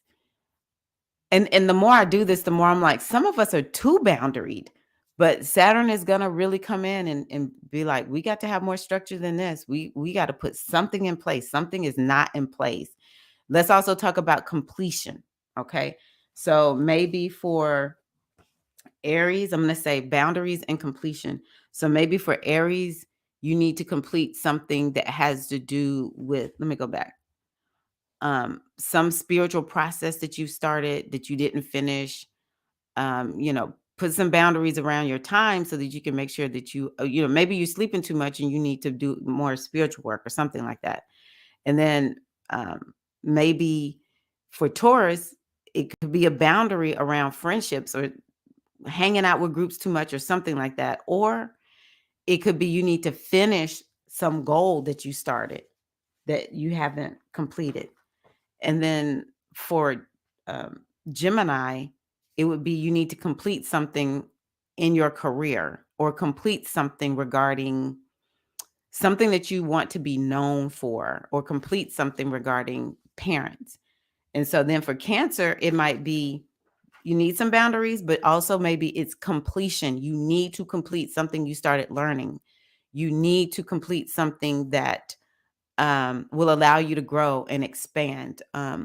Maybe you started working with the teacher and you didn't finish working with that teacher. So I like looking at it like that. It's helping me a little bit better to talk about this, because some of us are too boundaried. We got ourselves anchored too much, and so um, we need to finish what we started. So then there's the eighth house. Um, that's Leo. So Leo, you may need to have more boundaries around your your sexuality and intimacy. It's you're just too doing too much with too many people and just sharing, bearing your soul. Sometimes this eighth house has to do with your wounding, and y'all ever been around that person who you will know all their past history the first time you meet them, and it's no judgment if it's you, but you will know all their history when you first meet them, every wound that has happened. They just tell you everything. And so for some of the Leos, it'll be like, don't share your life story because you need to heal it. The reason you're sharing it is because you're unhealed. And so Saturn will come in and be like, put some boundaries around that. Or maybe there's something that you need to complete, some healing process that you started that you didn't finish. So that could be something that Saturn really works with um, Leos on, and getting Leo maybe even a little bit. Leos are tough, but there's something in Leos that Leos be dealing with some stuff. People do not understand. It's not easy being a Leo. Um, it'll help. I don't know. I think it's going to help fortify something within you, but it's inner. It's the inner world. This is not going to be an outward expression, but it'll feel a little bit painful. Like maybe it's going to be like, I didn't told you to get healed up, Leo. We getting ready to get healed up. Because when that eighth house gets activated, I'm gonna be honest with y'all. I have had the South Node. I got Mars in my eighth house. I'm like, oh my gosh, the pain. When you have Mars in your eighth house, Mars is like we being very like we just addressing this thing. Saturn is gonna come in and be like, let's get real. Let's get real about it. Wake up, snap up. Let's get going. And it's like this grueling work that you have to do, and it's slow and it's methodical, and it's like you leave no stone left unturned. But when Mars is there, Mars is just like, where's my machete? We getting ready to we're gonna take care of it right now today. It's like, oh my gosh, you're in my eighth house, and you're just making me just like feel all the pain. Oh, this is Saturn. I mean, Mars. Mars is like, I'm gonna poke, and we're gonna release all that, all that festering stuff that's in there.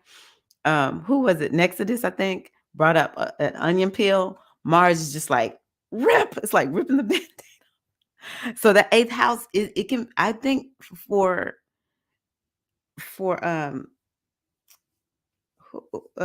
Leo.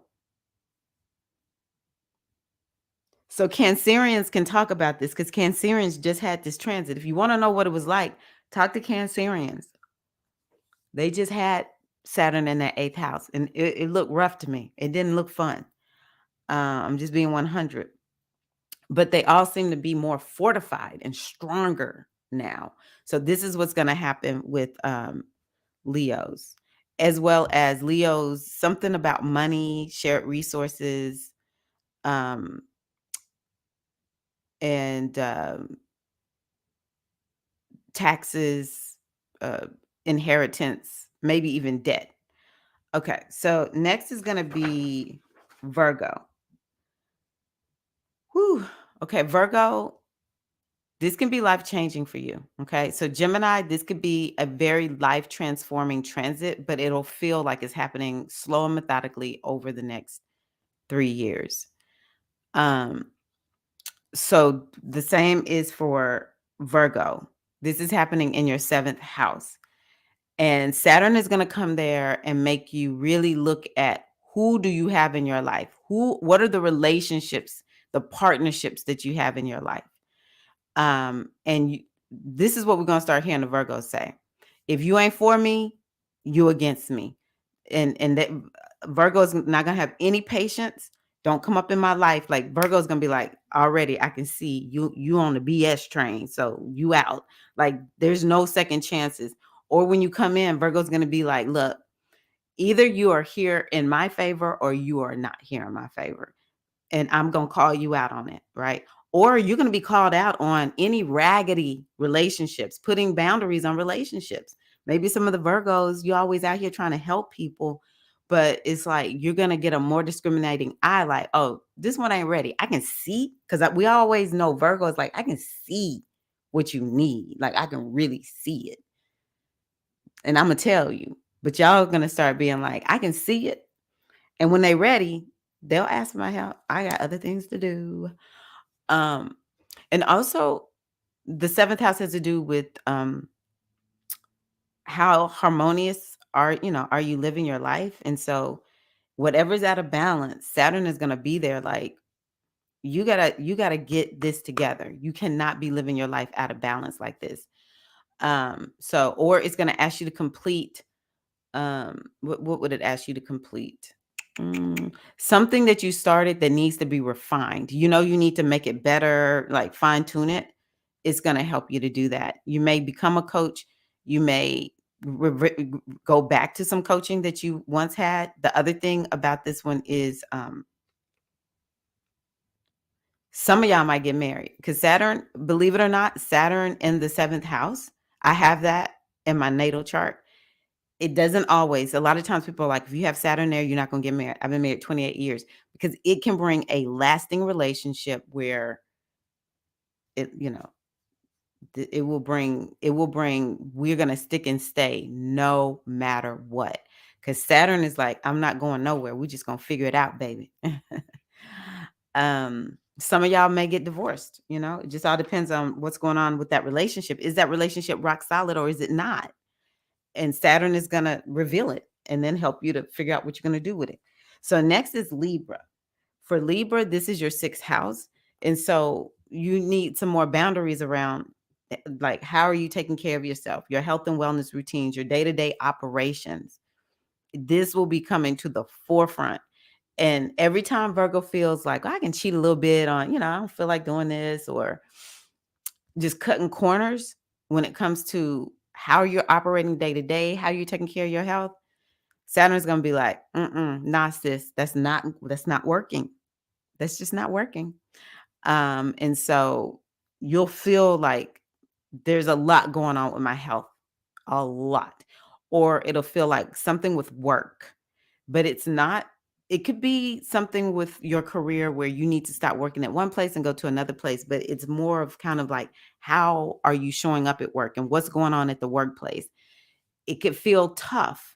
Either you are the one that's going to have to bring the hammer down, or Libra, you'll feel like somebody's bringing the hammer down on you, but you just got to remember, Saturn only makes you better. So yeah, that's a pretty tough place. The last thing I'm going to say is, for Libra, this Saturn in the sixth house can really help you. If you're in debt, it can help you get out of debt. It can help you solve problems.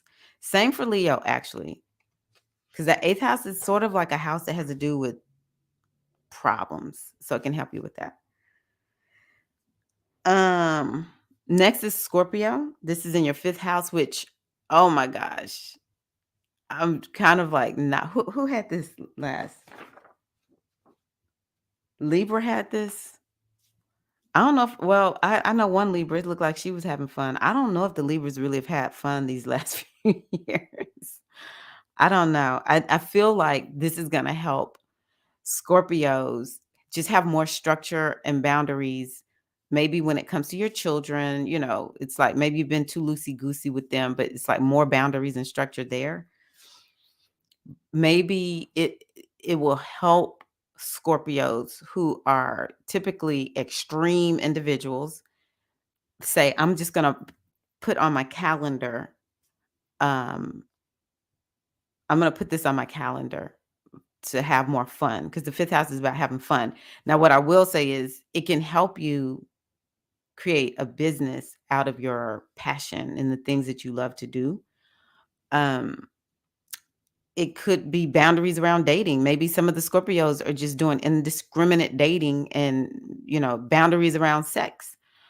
Or maybe there's something you need to complete in order to open yourself up to have a more robust dating life, bringing romance into it. But this is a house that has to do with fun. Saturn, I'm like, why Saturn? I guess it's just my turn to have this in the 5th house. Um, it says taking risk. You will not want to take risk. If you are a risk taker, Scorpio, like I am, you'll be like, no. And I have noticed here lately, I'm more risk averse, not doing it. I'm like, you know what? I've been living on the edge for the last 3 years, not doing it. I'm tired of it. I don't want to live on the edge anymore. I need a little bit more, like, I don't want to take risk. I'm just going to stick with what I have, is what it kind of feels like. So good luck to a Scorpio. I'm a Scorpio rising. Good luck to us. Okay, for Sagittarius, this is in your 4th house. This is another life-changing transit. That can make you have this focus and emphasis, boundaries around home, how your home is run. Sagittarius are kind of like, hey, everybody, come on over. So maybe Sagittarius are going to be more like, no, you cannot come to my house. I'm going to tell y'all something, Sag. Now, I can speak about Saturn in the 4th house. This is one of the hardest transits that I have ever experienced in knowing knowing astrology.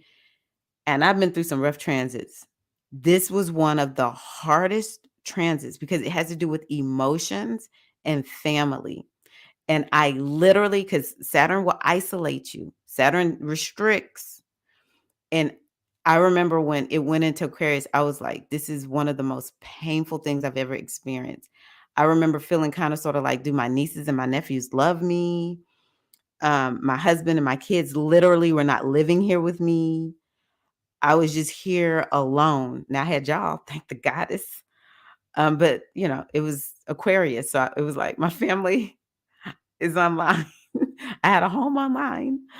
Um, so you could feel this restriction. But what it'll do for you, I'm telling y'all, this is one thing that I learned about Saturn in the 4th house. When you have Saturn in the 4th house, it's setting you up to have career success for when it gets to your 10th house. It will make you tough. It will make you strong. And so I thought, well, I don't know if I have 30 years. Wait a minute. No, it'll probably be more like 15 years. So I know I got 15 years in me to be working, a lot. But I remember thinking, okay, I've got to weather this storm, this emotional. It felt like I was emotionally starved. Um, and I said, I know I have to do this because it's going to toughen me up for once Saturn gets into my 10th house. And now, it's like I see myself out there being on a higher level in terms of my career. And it's like you have to get yourself toughened up if you have your own business, or just if you got to get mature. And so that's what I ended up just buying into. And then the other one that it did for me, Sag, is it made me say, it made me more unto myself, is how I describe it, where I don't need a whole lot of emotional support as much as I needed before. It's like I became my own best friend. And so, like, now I don't even think about it. I don't, because Saturn will move forward and then it'll move back. It'll move forward. So that's the beauty of astrology with these planets. It'll move forward a little bit and then it moves back. And that's how the mastery begins to happen, you know? And so I am so much more strong because you have to remember this, the 4th house is the foundation of your chart. And so Saturn in that foundation, it'll make you feel like I'm just getting my whole life like reestablished. I'm like establishing a whole new foundation. You may also have to, you know, do some bring some completion around home, family, ancestors. Okay, next is Capricorn. Now, this may feel good for you, Capricorn. Wherever Saturn goes, you'll feel sort of okay with where it is. Although the 3rd house for you is Pisces, it's like if you're gonna be boundless somewhere, is there. As good as Capricorn is, first of all, this 3rd house can kind of make you it could kind of be an indication of where you're psychic. But Pisces is kind of like, some of the Capricorns may have a part of them that's a little bit like zoned out, missing details. You can take care of some things, but details may not be your best thing. So it's kind of like boundaries around not keeping up with all the details. Also, for some of the Capricorns, it could be boundaries around your lifestyle. Like, how are you living day to day? Most every Capricorn I know is very structured and routined. So it may be you may not have so much restriction on your day to day routines because you're already really structured, but maybe boundaries around or finishing something that you started, boundaries around relationships. Maybe you got to be a little bit like how I talked about Virgo, less willing to talk to people about stuff if they didn't ask you. Don't try to fix anybody, nothing, Capricorn. Work on yourself. This is an opportunity for you to work on your own business or to write your own book, to network and get to know more people who perhaps will help you to move forward in whatever area of life you really want to focus on. So, it could really help you, Capricorn, if you have a business. It can help you greatly with the business. And maybe Capricorn has been doing a lot of traveling, and Saturn will be like, no, you need to stay home, Capricorn. Stop doing all that traveling. And finish something that you started learning that you haven't finished. Maybe it's a workshop or something like that. Or maybe you're gonna like get yourself going to start teaching new things. Next is Aquarius. This is happening in your second house.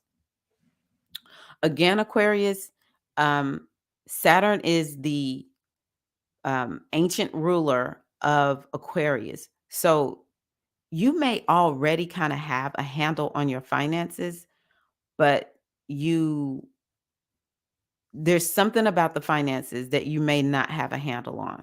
Maybe you've just been spending a little bit too much. Let me tell you, my husband is an Aquarius and he is good with money. But no, no, no, no, no. Actually, some of the Aquariuses may be too loosey goosey with their money because this is Pisces. And so Saturn coming there, you'll be like, oh, thank goodness I need to, be better about my personal finances. Um, or you need to complete doing something with the finances. There's something you started, you didn't finish it. You need to complete something with personal finance. Now, this one also has to do with eating and self-care. So more boundaries around that. And this also has to do with your self-worth and your self-value. Now, Saturn being here, it could make you actually, because remember, it restricts. So it could be making the Aquarius kind of feel like, I don't know why all of a sudden I don't have confidence about myself. But maybe you want to get yourself, make sure you're aligned with your values. And that's how you have the boundaries. Like, okay, these are my values. So maybe you have values around eating. For me, values that I have are things like I like eating whole foods. Will I eat foods that are processed? Yeah, there's a little bit I'll do, but for the most part, I have always been I'm like, if you're gonna label me something, I'm a whole food type of person. Just I want to eat from the earth. That's just how I want to eat. I can mix it together and cook it. If I'm gonna eat out, I want to go to a restaurant where it's like they prepare my food, when I get there. And so maybe for some of the Aquariuses, you've been kind of like not doing that. And so you're gonna be like, okay, I had this value when it comes to food, but now I have this value when it comes to food. And Saturn is going to be like, come on, do it. You know how you need to value eating. This is the way, this is what you value. You need to live according to your values. And that's what helps to bring that structure in, like with the money. That's what helps to bring the structure in with the food, the self-care. But also when you live according to what you truly value, a lot of when we do not believe in ourselves, when we do not have self-worth and self-value, it is literally because we are living according to some value or some valuation of ourselves that comes from outside. As soon as you start living according to your own values, like I will not be, as Maya Angelou's grandma said, I will not be removed. I said what I said. This is what I value. And you'll feel good about yourself. You'll be like, nobody, like, I remember when I started eating even more weirdly than what people were used to, people would be talking about me, just all kinds of things. Or like when I cut off my hair and like I had a perm at some point and then I just cut it all off. Back in the 90s, this was not a thing. This was not a thing. But I had so much value in being free of having to go get a perm. Is the stylist going to be there, or is she not going to be there? Cuz I had a great hairstylist when I was in Atlanta, and then when I left Atlanta, I could I value hairstylists. I She was not showing up for me, the one out in Texas.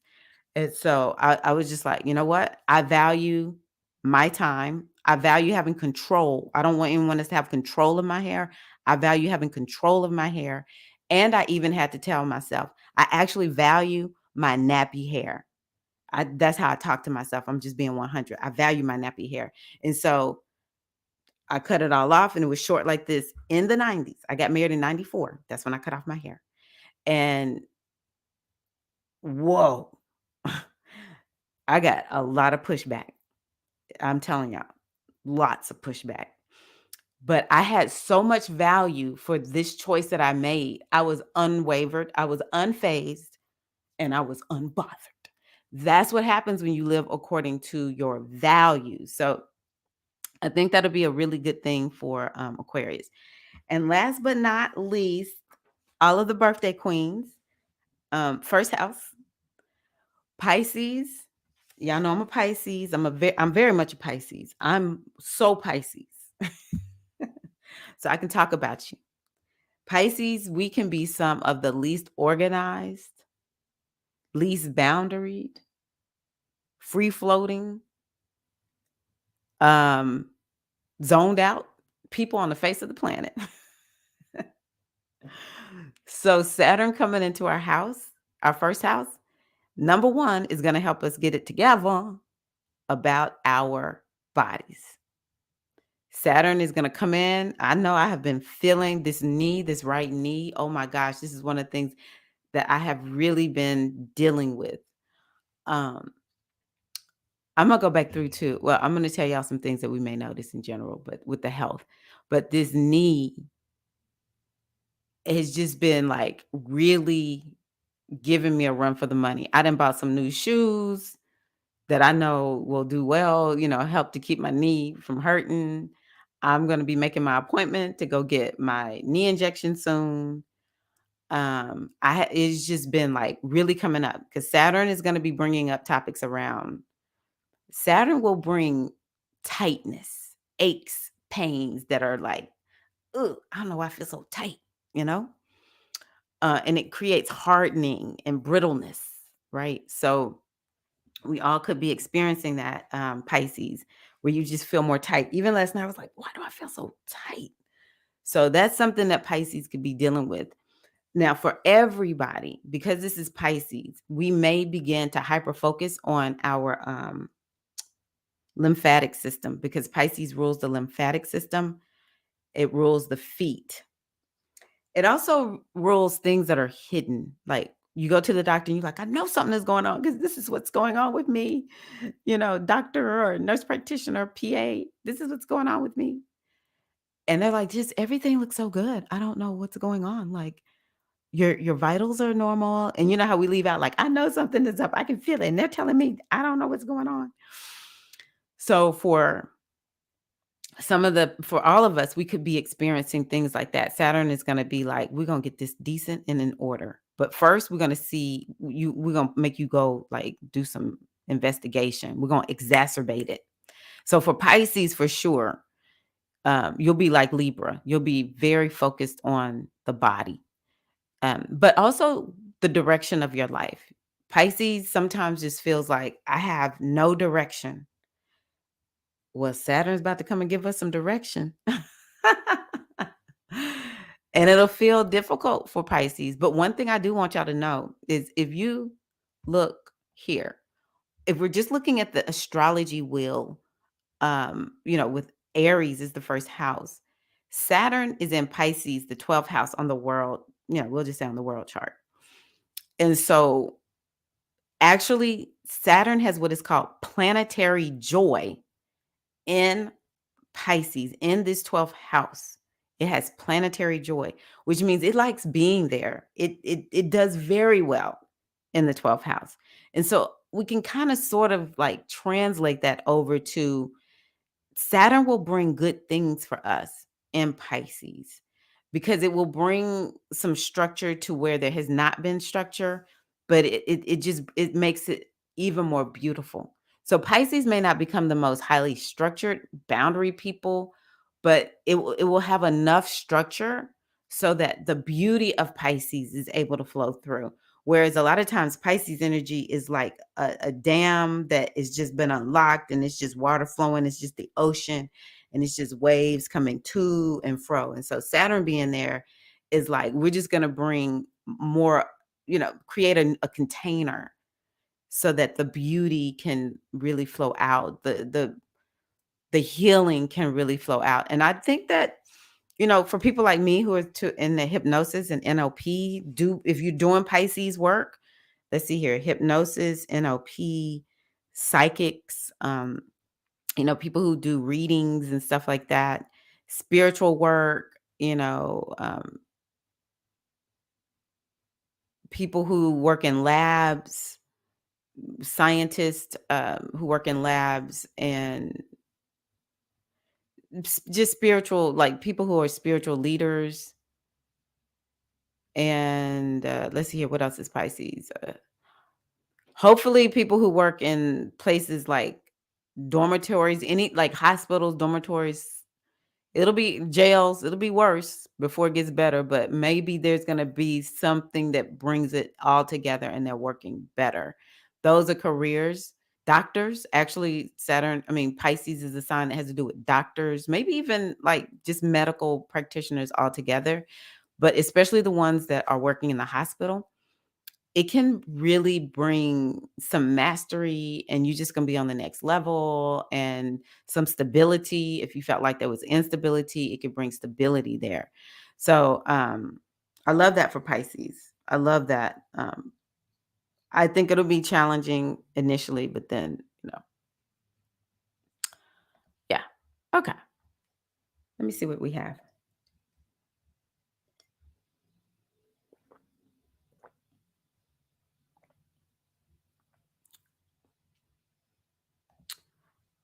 Astroseek. Oh, okay. This is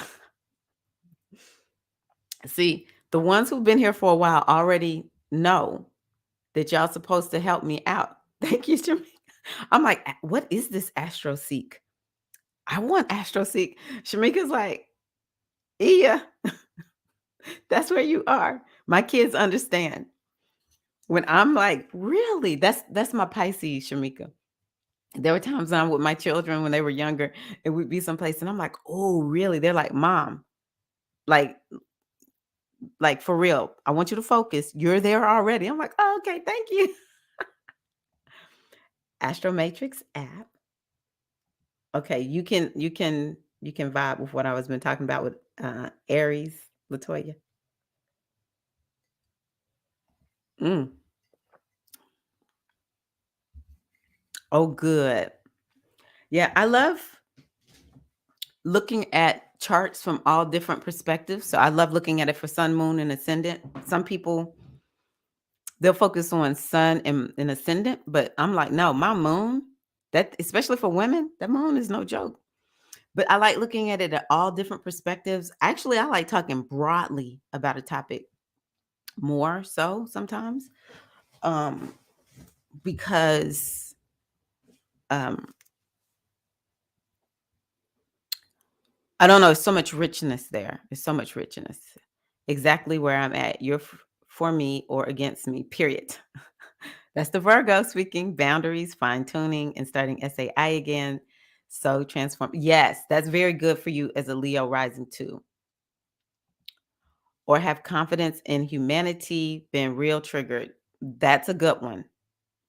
That's a very good one, Morgan. I'm glad you said that because Pisces is about humanity and having compassion. Now Saturn restricts, and initially it will feel like there's zero compassion. But maybe we'll learn how to be more compassionate and in a new up-leveled way. So that was really, really good. Finances and eating habits are becoming more structured. Very good. Self-love is growing. Confidence popping. I love this. I love this so much. I love hanging out with the young ladies. Um, let me see. So one thing I want to say is wherever Saturn was. So for instance, Saturn was in Aquarius. And for me, that's the fourth house. It was like some things I needed to get done, which I don't really know if I got them all done. But at least I laid the foundation to get them done. Because now that Saturn is moving on, okay, it's really interesting because Saturn in my fourth house, it was largely more about an internal thing for me, an emotional piece as a Scorpio rising. And one of my teachers said, wherever Saturn is going, you actually want to start working on that before Saturn gets to that sign. So before Saturn got to Pisces, for me, Pisces is the fifth house. And so I remember thinking, I need to have more fun. I need to have more fun. I do have things in place. Don't get me wrong. But yeah. So Victor, my teacher, um, has really had he was a big guy when we first started seeing him, and actually Victor started gaining weight. Because you're sitting down doing readings all the time, and Victor is low key workaholic. It ain't no low key workaholic. Victor is a workaholic. I sometimes I kind of model myself after Victor because I'm like I can't blow like him. I'm like Victor's a man. Men got something that in that testosterone that it's we women, we might have to go take a little break when they can just go, go, go, go, go. Plus, Victor, he just turned 40 this year. So he's a lot younger than me. But anywho, I could just see, Victor realizing like he's got to do something. He would talk about it. He's very open. He's an Aquarius Sag largely. He's a Pisces rising. And he was saying that he knew Saturn going into his first house, he had to do something about his body. So this is truly rising. If you Pisces rising, this would be important for you. Or if you're Aries rising, because in 3 years, Saturn is coming into your first house. So he went from being this big guy to being super slim. And he is, I mean, it has been a lot that he has had to do to get himself there. Because I remember when Victor had his first surgery. I don't know if it was bariatric surgery. I don't know. I can't remember because we've watched him and he's very open about it. And so I know he had some surgery and he was like, the weight just didn't come off. Like he slimmed down a little bit, but it just didn't slim him down like he thought it was. And I'm telling you, this is what he was telling us. And then we started seeing Victor he went into overdrive. Like he's traveled to other countries to go through different healing modalities, to train in a certain way. He's lost so much weight that he's had to have surgeries to like tighten up his skin and stuff like that. Very, very open about it. Victor don't even look the same. Like his face is still Victor. I'm like, Victor's straight up skinny. But he said he knew he had to do all of that before Saturn actually came into the first house that has to do with the body. So that's just a tip. That's a tip of understanding that sort of like, yeah, wherever Saturn is heading, which we just talked about, hopefully you did some preliminary work when Saturn was in Aquarius. I hope that makes sense. Values and beliefs are beginning to be questioned and reevaluated. Yeah. Mystic Storm is an Aquarius. Yep, Shamika. A lot of us know that. I know a lot of people don't know this about me, and it doesn't really matter all that much, but I'm physically disabled, and learning about Saturn helped me learn a lot about my health without doctors. Beautiful. Beautiful. Yeah. Yeah, Saturn can help you just do some things that people will be like, what's going on? Because, yeah. I go to select good docs still who are intuitive but holistic, and doctors together really yay. I'm so happy to hear that. Still learning. Uh, Good question. What could it look like when Saturn rewards you? And I just want to thank you for that vulnerable share, still learning. I'm sure that will empower someone else to do the same. I don't know what it means to be disabled, um, but I can imagine at some point people are just like, I got to search and do something else. And so your story is going to help someone else. So thank you for that vulnerable share. Um,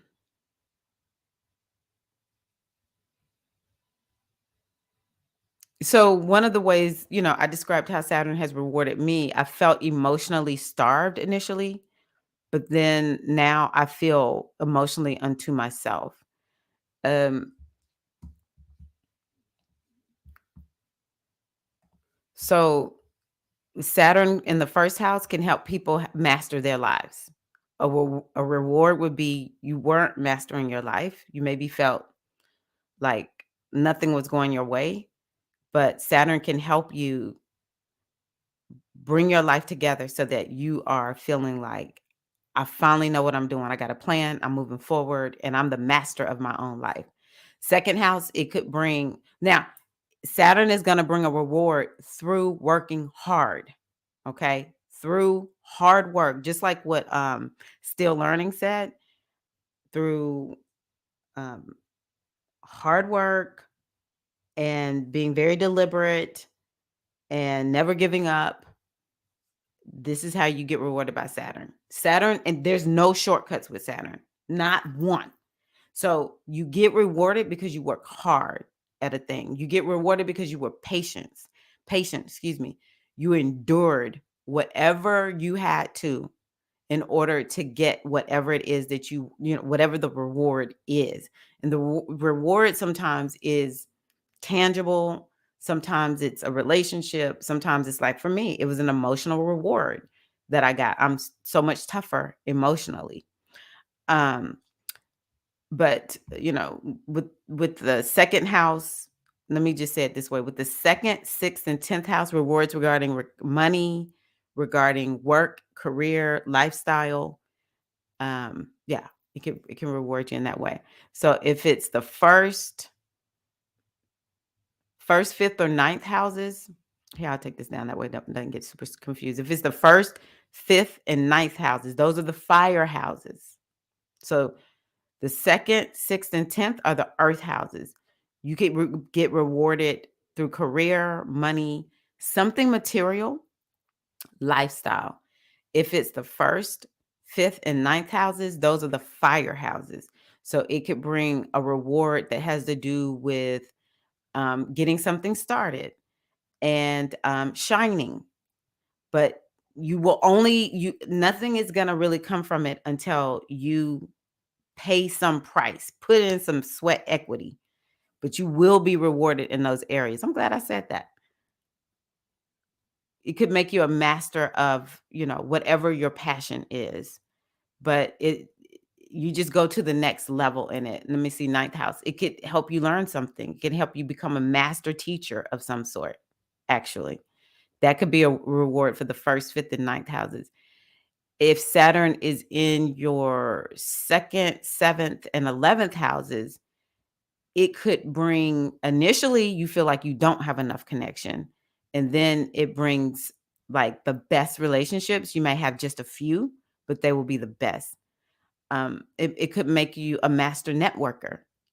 And everyone is just like, hey, Shamika's the one to go to. Shamika's the go-to person on this. And everyone's coming to you like, so-and-so sent this, so-and-so told me to come to you. It could also help you be masterful at, I don't know, just making money. I'm going to say that because that's related to the 11th house. The 11th house is about profitability. So it can make you very profitable. And then when it comes to the 4th, the 8th, and the 12th house, Saturn can reward you through emotional stability. A reward from the 8th house could be healing, where you thought, I'm never going to get healed up. I'm just broken. Saturn can help you become masterful and just like understand the purpose that something has had in your life, and you can use it to help somebody else, or the fact that you went through that, it's what's making you just so rock solid and steady. Like your wounds actually become your superpowers or something like that. But Saturn is going to make you work for that healing. And then if it's the 12th house, it's just like I talked about with Pisces, it can help bring the psyche together. It can help bring healing in the psyche. Going back to the 8th house really quickly, it can help you master working with other people's money. You know, a reward is that you get a scholarship, a fellowship, some type of financial backing.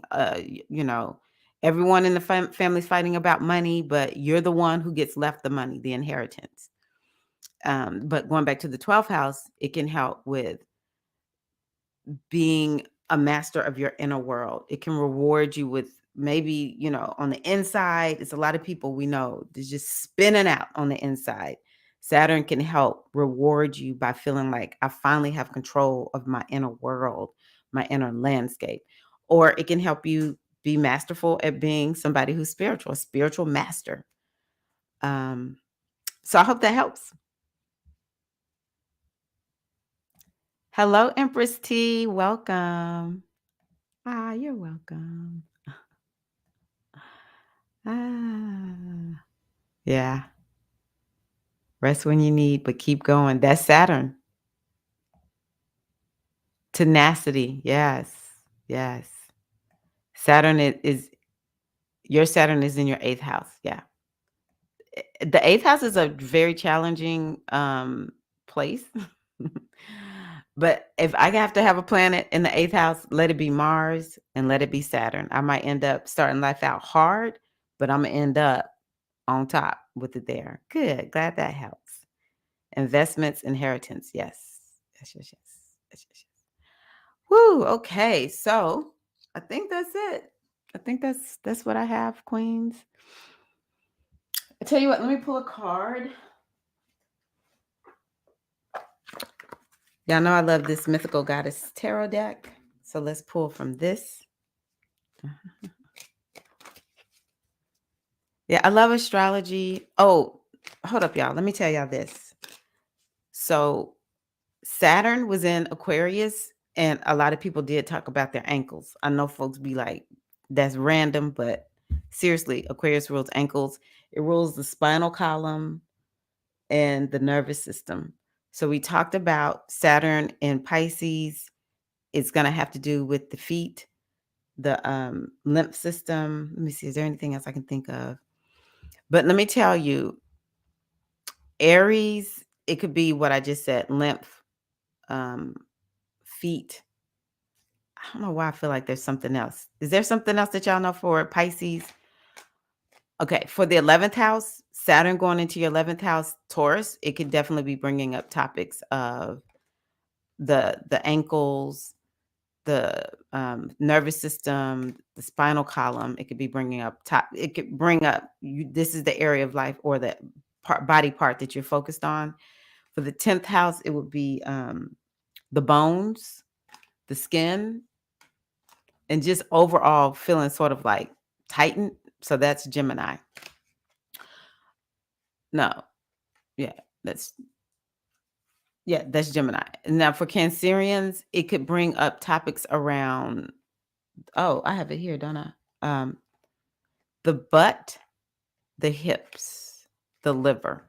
So for Cancer, those might be health topics to start coming up because Saturn is like, man, it's no joke. It's no joke energy.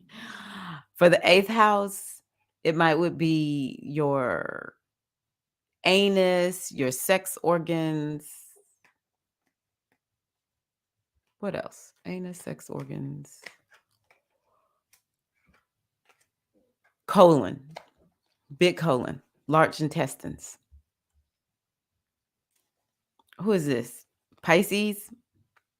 It could be anything that's a paired organ, but adrenals. So be cautious with your adrenals, Pisces. Kidneys, booty.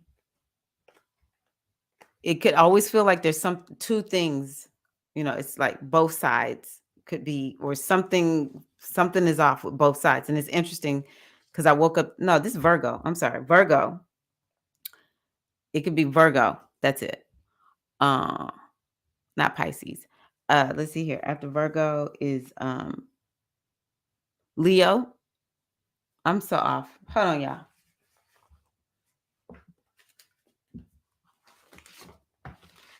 I may have said Leo for the eighth house. So I just need to make sure I did this right. Whatever I said for the eighth house, the colon,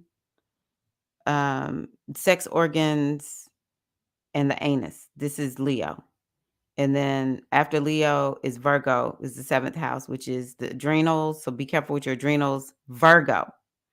The adrenals, the hips, the butt. But yeah, something about you'll just feel it, something about feeling off. Saturn can kind of bring up something like that because the seventh house is about balance. And so for the health for the sixth house, this is Libra.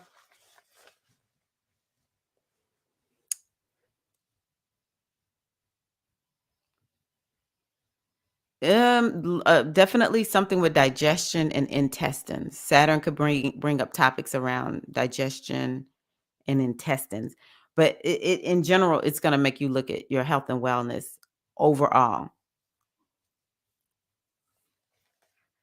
So the fifth house is going to be Scorpio. The body part for the fifth house is the hair, the lower back, and the heart. Okay. And then after Scorpio is Sag. So for the fourth house, it's the breast, maybe even the womb, but definitely the stomach and the gut. The stomach, gut, womb, breast for Cancerian. I mean, Sagittarius. For Capricorns, the third house rules the mind, the brain, like thinking. So mental health will be a huge topic. But also the third house is the hands, the wrist, the fingers, the arms, the shoulders, and the lungs. So for Capricorn, it could be any of those health topics coming up.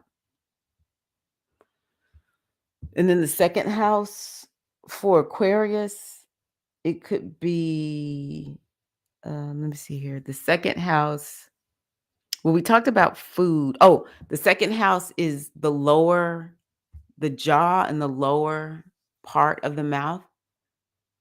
Because for Pisces, it's going to be the upper part of the mouth, I think like from the ears up is going to be for Pisces. So from the lower part of the face down to the throat, this could be something that Aquarius is focusing on. So your throat, your neck, it could also be the neck. It could be the ears too. I don't know. Sometimes it's kind of like a blur between the first and the second house, but definitely the lower mouth is what Aquarius may have to focus on. And then Pisces would be actually the whole head for Pisces. Pisces, because the first house rules the whole head. And it also could be the eyes, something going on, like it's focused on your eyes. And Pisces, you might also be, anything with the head and the ears. Okay.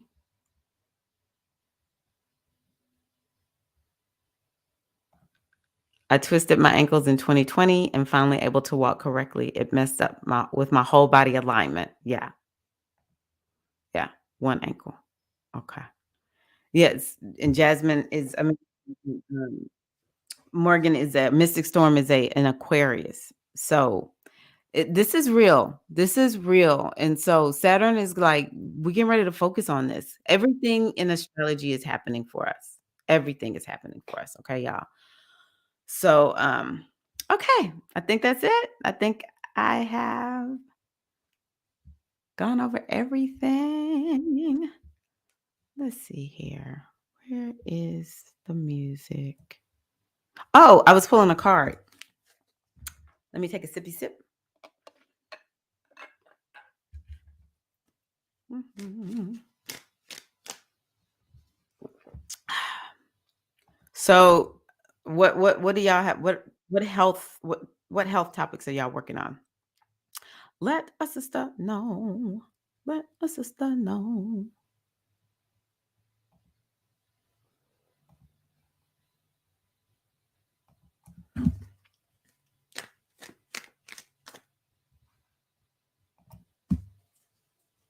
Yes, everything is happening for us. Exactly, Nayakia.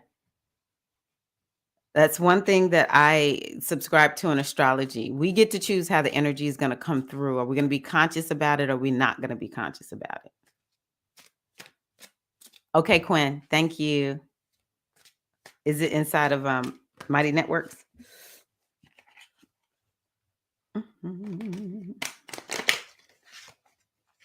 Okay, sisters. What are we pulling for this week? What we got going on? Ah. Regeneration. Oh my gosh. Okay, thank you, Quinn. I will check it out.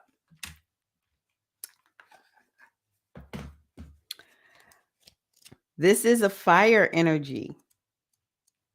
Fire energy. I'm going to pull one more card. I just had an idea. So it says here, the mother of fire is the Kundalini goddess of power, the embodiment of regeneration by fire. Well, we have Venus and Jupiter in Aries along with Chiron. Okay. As one of my friends used to say, I can dig it. Let's see here. She brings the rising Kundalini force that lights up the cells and transmutes the DNA into purified wholeness. Her flame of renewal brings healing and new form on earth. She comes to you at this time of your life when regeneration is needed on your sacred path to wholeness. Now, another reason I love this is because now that we have gone through the full moon, we're now in the waning part. This is definitely a time of regeneration. Being in the sign of Pisces, right now we're in Pisces season, and we're getting ready to be rebirthed in Aries season. So yeah, I don't feel like this is definitely a go, go, go, go time. I think we'll feel more active and ready to hit the pavement running once Aries season hits. It says, open to a restorative fire of primal creation and witness the renewal of your entire being. She will regenerate your vitality and and revive your will, returning you to completeness and power. So I'm just going to say that applies to us for the rest of the time that we're in Pisces season. Okay. Just be in regeneration mode, y'all. We just need to regenerate. I think a lot of us are okay with that. So I want to just ask, which goddess will speak to us for the next 3 years that we're dealing with Saturn and Pisces? I tell you what goddess is working with us this first year so we can adjust to Saturn and Pisces? Shut the front freaking door. So the goddess ruling us while we are working with Saturn and Pisces. This is a water card.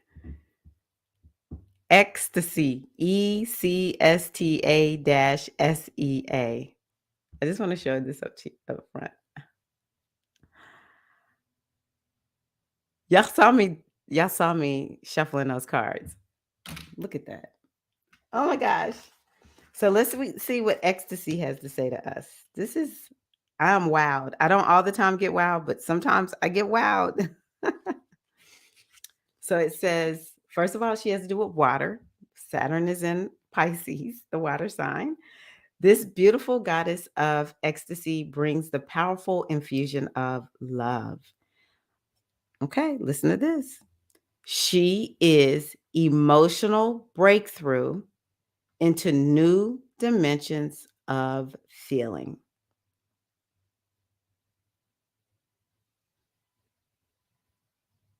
Her haloed mandala shines loving wisdom and the light of consciousness, permeating the emotional depths.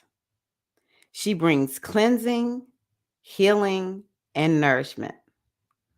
Open to her abundant blessings that are breaking through the primal seas in your life and be uplifted to new emotional heights. Love is all around you and flowing through you. Let this flow raise you in buoyancy to fully experience love's ecstasy. Wow.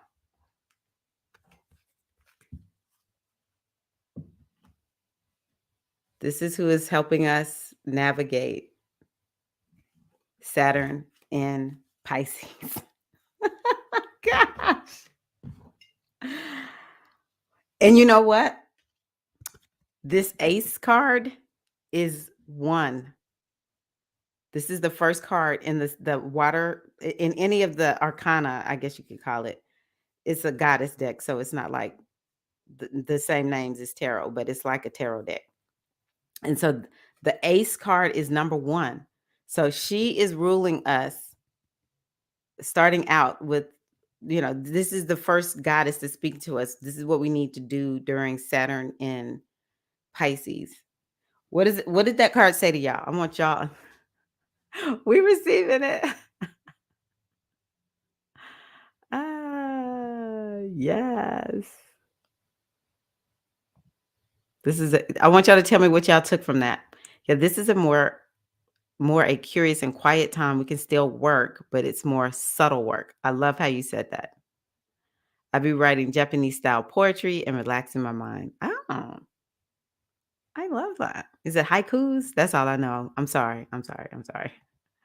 Releasing the pounds. I actually, I have to get everything settled with spiritual aspirant initiation, but my next program that I'm gonna set up is actually, I'm calling it the no release. No,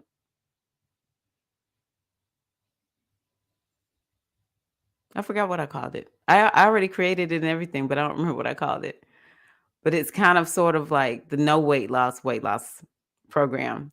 Um, because the focus will not be on weight loss. The focus will be on what does it really take to adjust our lives so that we're able to naturally release any extra, pounds that we have. We can just release it.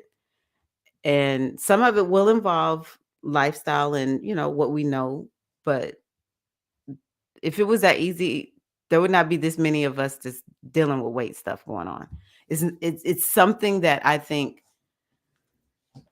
is necessary. And the first group that goes through with me, y'all are going through with me because I don't want to go alone. Part of my struggle is not having community anymore. Like I don't go work out with people like I used to when I was a fitness instructor. And I was like, I really feel like that's part of the missing piece for me. But I actually don't want us focusing on weight loss. Oh, it's like the body positive weight adjustment program or something like that I created.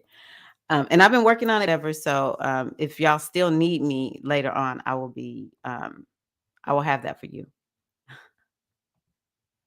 We can't make this stuff up, sisters. We cannot make up these cards. Okay. Yes. Haiku. Okay, that's all I knew. So I'm grateful that I knew that word, but I do not know the other ones, but this looks amazing. Wonderful. Wonderful. Thank you. So that was a great ending. That was a very, very good ending. And so wait a minute. What did that say to y'all? What did this reading say to you all? I asked y'all to tell a sister because I need y'all to, know that we all got the juice. We all bring it. It's the C, it's Ace of C's, which means it's number 1. Because what I asked is what are we working with this initial entry into Saturn into Pisces? It's water. It's all about emotional breakthrough, feeling new dimensions of love. And then there's the mandala at the top of her head. The mandala up here. It shines loving wisdom and the light of consciousness, permeating emotional depths. Ooh, vulnerability. That's what it's saying to me. Vulnerability. We need more vulnerability. She brings cleansing, healing, and nourishment.